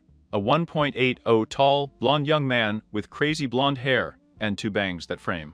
His face was standing in front of her, and a white-haired man was standing next to her. Jiraiya, we're back and me. Naruto, how long without seeing you is going to Chan? Tsunade, I can't believe you really look too much like your father. Naruto, well I'm his son from his. After all, no. Tsunade, I know, but it's something I think I'll take a while to get used to, although I'm glad they're back. And by the way, before I test your progress, I have to tell you something. Naruto, and that would be. Tsunade, I don't know how to tell you this, but I think you'd better see for yourself. Yourself. After this said by the Hokage proceeded to call an ambu and request that Tamari show up at his office with the surprise that was for Naruto. Naruto Mira is going to Chan. I'm happy to be back and to be able to see Tamari-chan after 3 years. But I don't understand what kind of surprise you want to give me. Jiraiya, a surprise deserves you to be so would be. Oh, don't tell me that. Tsunade, that's right Jiraiya, this Gaki here left something before he left Naruto to leave. But they could no longer continue with the conversation, as small passing noises were heard in the hallway and by the rhythm they were making. They knew that someone was coming running, besides that other steps a little more relaxed could be heard behind those steps, and then only a few taps could be heard at the door. Tsunade, please come in. After saying that, the door opened, and a small blonde girl with red tips in her hair ran into Tsunade's arms. Who was waiting for her with open arms? It's going to Chan, you invited me to play with you. Tsunade, ha tiny, but I have a surprise for you, just wait when your mom arrives. And if another person entered the office, an 18-year-old girl with her sandy blonde hair in 4 ponytails, dressed in a black kimono, held by a red ribbon at the waist and a large fan on the back, in addition to the leaf on his forehead. Who was going to speak, but seeing who was standing in front of, she could not hold back the tears and ran into the arms of said young man, who was waiting for her with open arms. Tamari, Naruto Okun. Naruto, Tamari-chan, you don't know how glad I am to see you again. Tamari, I'm glad to see you again too. Okazen, who is that man? Naruto froze when he heard that, and his skin tone began to take on a pale color, and without looking back, he just robotically lowered his gaze towards Tamari and asked, Naruto, Tamari-chan. Don't tell me that. Tamari, that's how Naruto-kun is, you're a father. Tsunade, this is the surprise that Naruto has been waiting for you.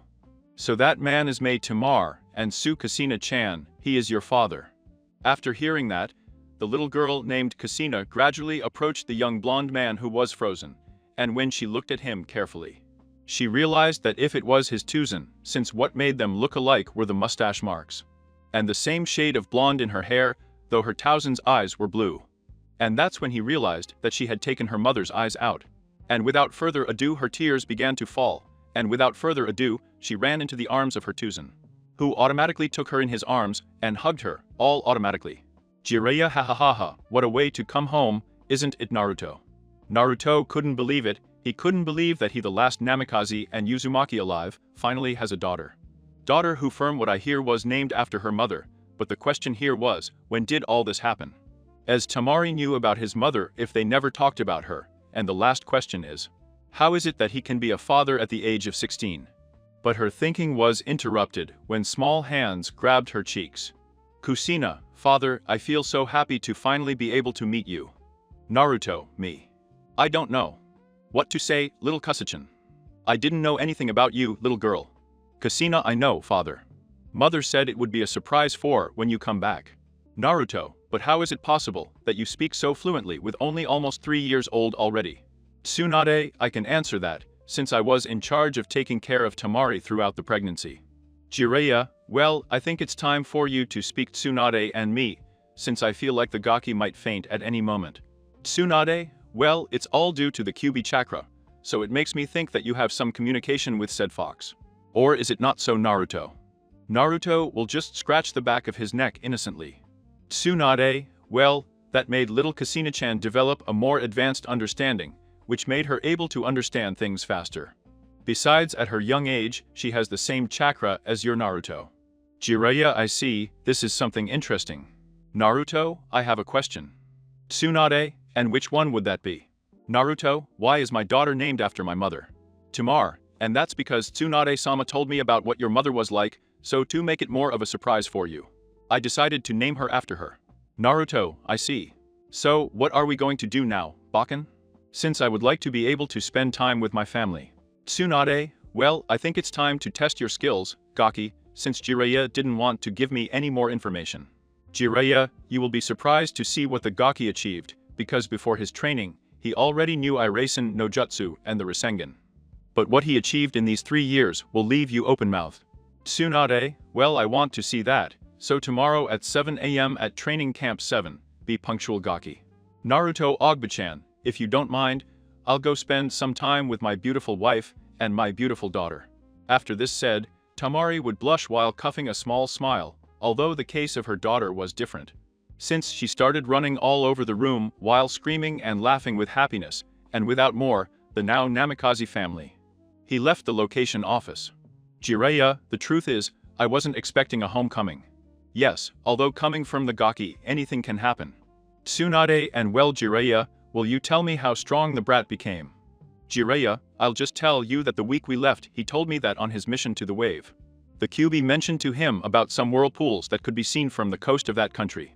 Naruto made us go to Ujuseo Gakure and boy was it a surprise. Tsunade went. Did they go to Ujuseo Gakure? Jiraiya, that's right, and me, but you'll know everything tomorrow. With the Namikaze family, Naruto walked with a theme clutched to his right arm, while a small blonde girl was sitting on his sushambro.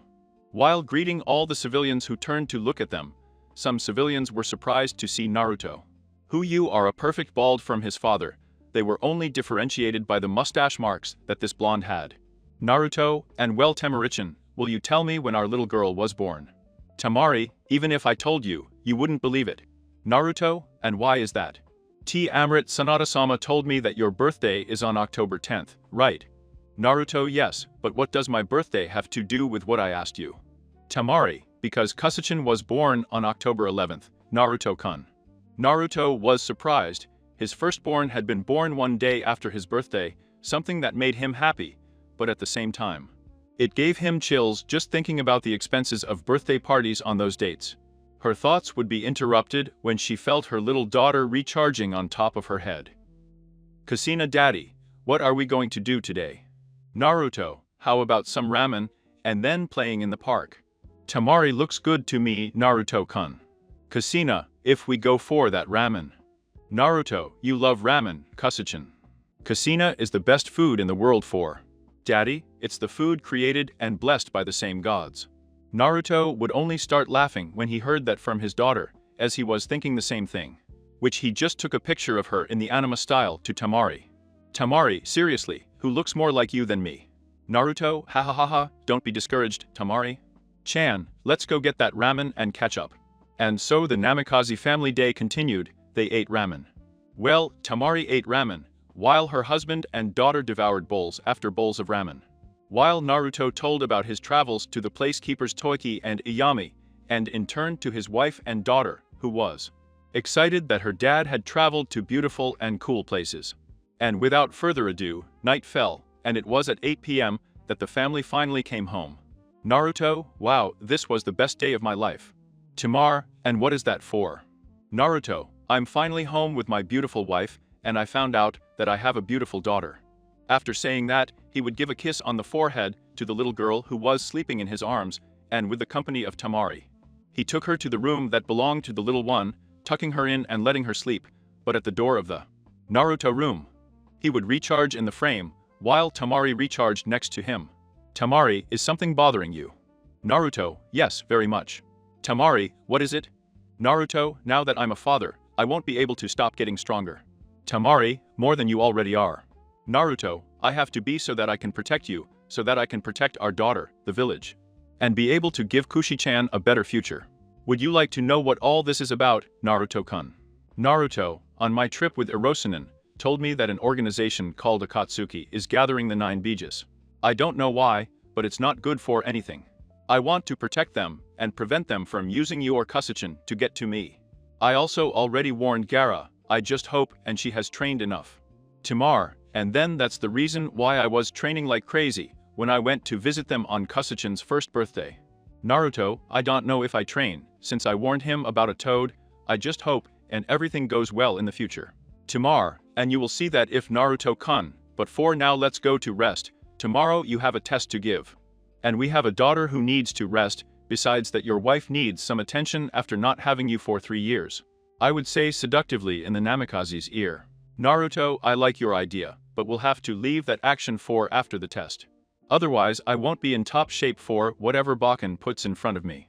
And that's the only reason I'll be able to take it for one more day. The next morning, the Namikaze family was already at the training camp where the Okages had summoned them. Tamari was surprised to see that her husband had taken them before the others arrived at the camp. But her surprise was more to see that several clones of her husband were putting stamps all over the camp, so she realized that Naruto. I was preparing the ground for any adversity to happen, which brought a smile on her face to see how much her tall and handsome husband had changed. Since now that she looked at him more closely, Naruto was already taller than her, and that wild hair gave her a more attractive appearance, plus I no longer had any of the baby fat. After several minutes, Tsunade along with Jiraiya, Kakashi and Sakura arrived at the training camp, where Naruto and his family were waiting for them. Sakura couldn't help but blush when she saw Naruto's big change. Something Temari noticed and would only throw a threatening glance at the pink one. Tsunade, alright Gaki, it's time to start. Start your test. Naruto, and what do I have to do? Kakashi, you'll have to take our rattle from Sakura and me. Naruto, fine when we started. Tsunade just now. Saying that, Kakashi jumped up, but the surprise was massive to see that Sakura could not move, as a seal appeared on the floor where she was standing, preventing her from being able to move. Naruto, I put this stamp for Kakashi-sensei, but you fell for it, ha ha ha ha, no way, thanks for the rattle Sakura. Everyone was surprised, because they never saw when he put the stamp, then they realized that Naruto had prepared the battlefield before they arrived, but suddenly Naruto disappeared in a yellow flash, something that alarmed Kakashi. But when he was about to move alone, he felt the cold steel of a kunai in his throat. Kakashi, I see that you improved too much, that even our test didn't last too long. Too much. Naruto, I just avoid conflicts that might take me too long, Kakashi-sensei. Tsunade, well, since you finished the test early, I want you to tell me what else you can do.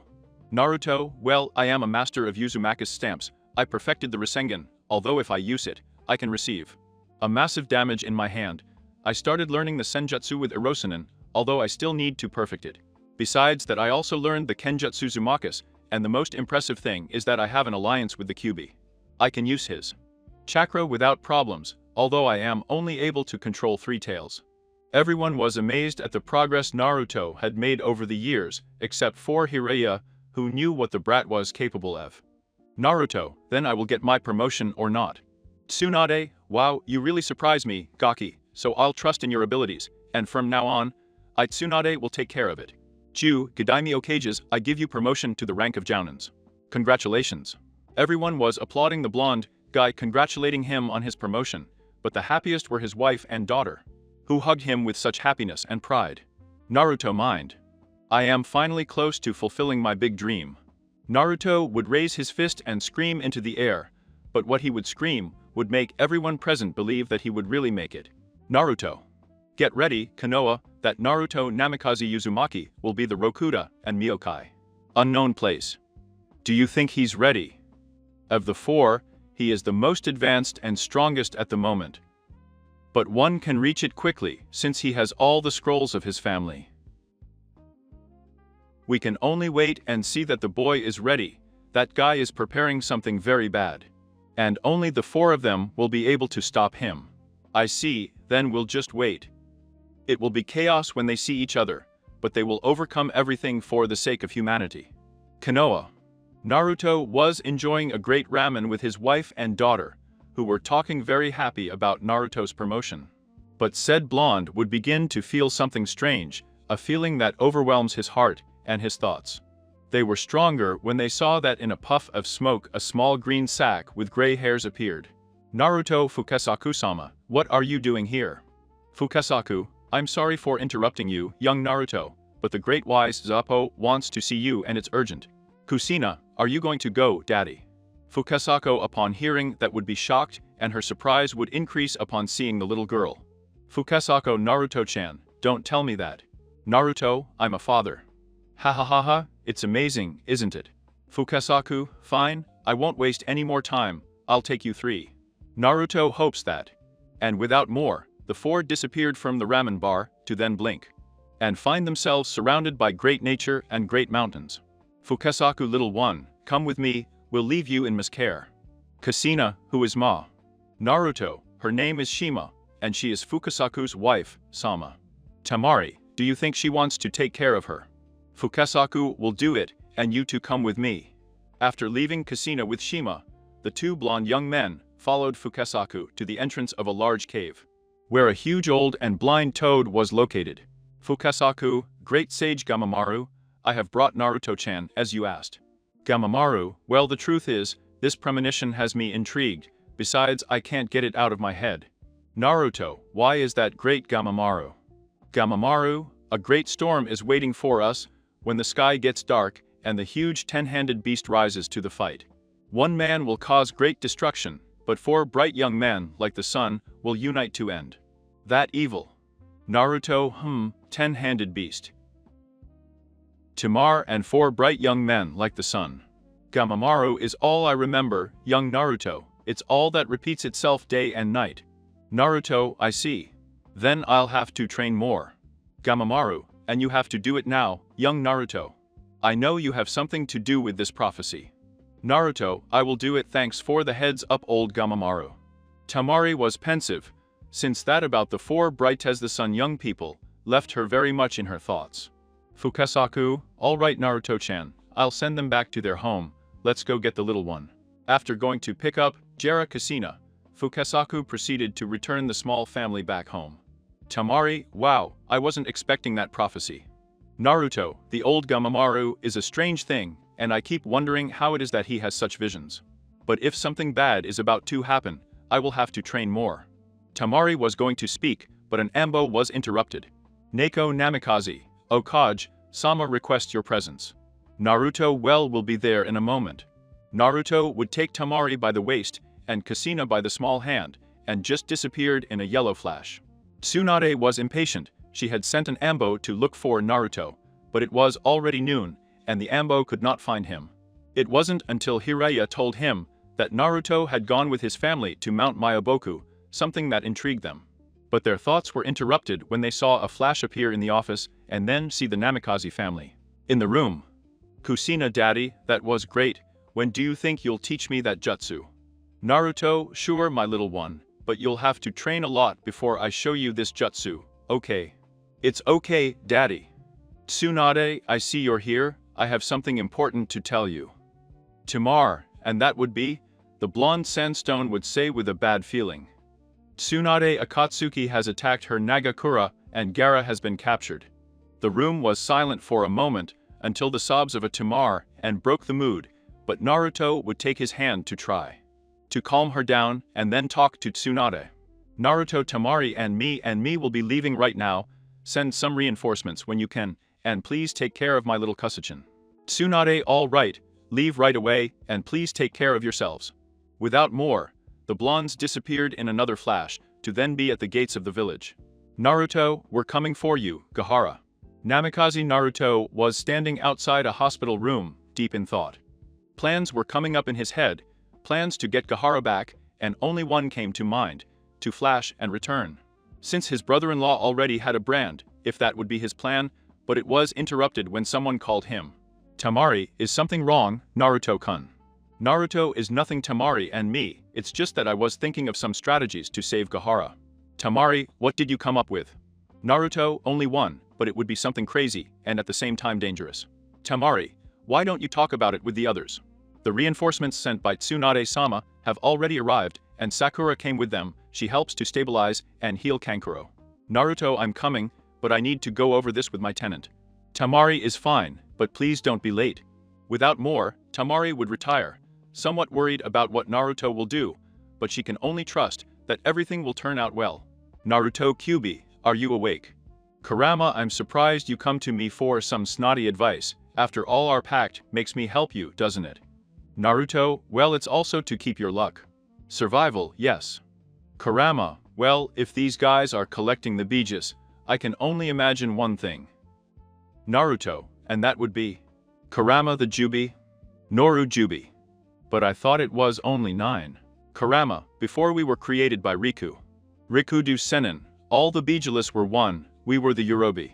When Rikudu confronted him, he managed to seal it in it, and then split it into 9 parts. Those parts were my brothers and I, so if they are capturing us, I imagine that they will have the shell of the Yorubi, the Gedomazo.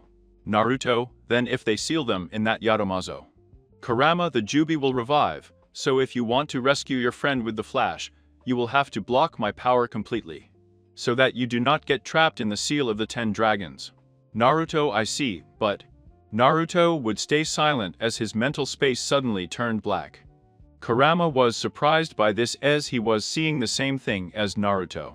Naruto, but what's going on? Kurama, I don't know, Gaki. Voices started to sound all over the place. Do you think you can save them all? How does it feel that your spirit is about to be broken? He is not alone. We are here to help you. At the end of that sentence, 4 bright spots could be seen at the bottom of the place. They became more and more intense, until blinding the 2 spectators, and then everything returned to normal. Kurama, but what? Naruto, that's like the prophecy Elder Gamamaru gave me. Kurama, something bad is coming, brat. Go and rescue your friend. We'll talk about this later. Without more, Kurama would expel Naruto from his mental space. Kurama, things are going to get ugly from now on. End of the story. Don't forget to subscribe so you don't miss the next theories. The link of the creator of the story will be in the description. That said, see you in the next theory. Bye.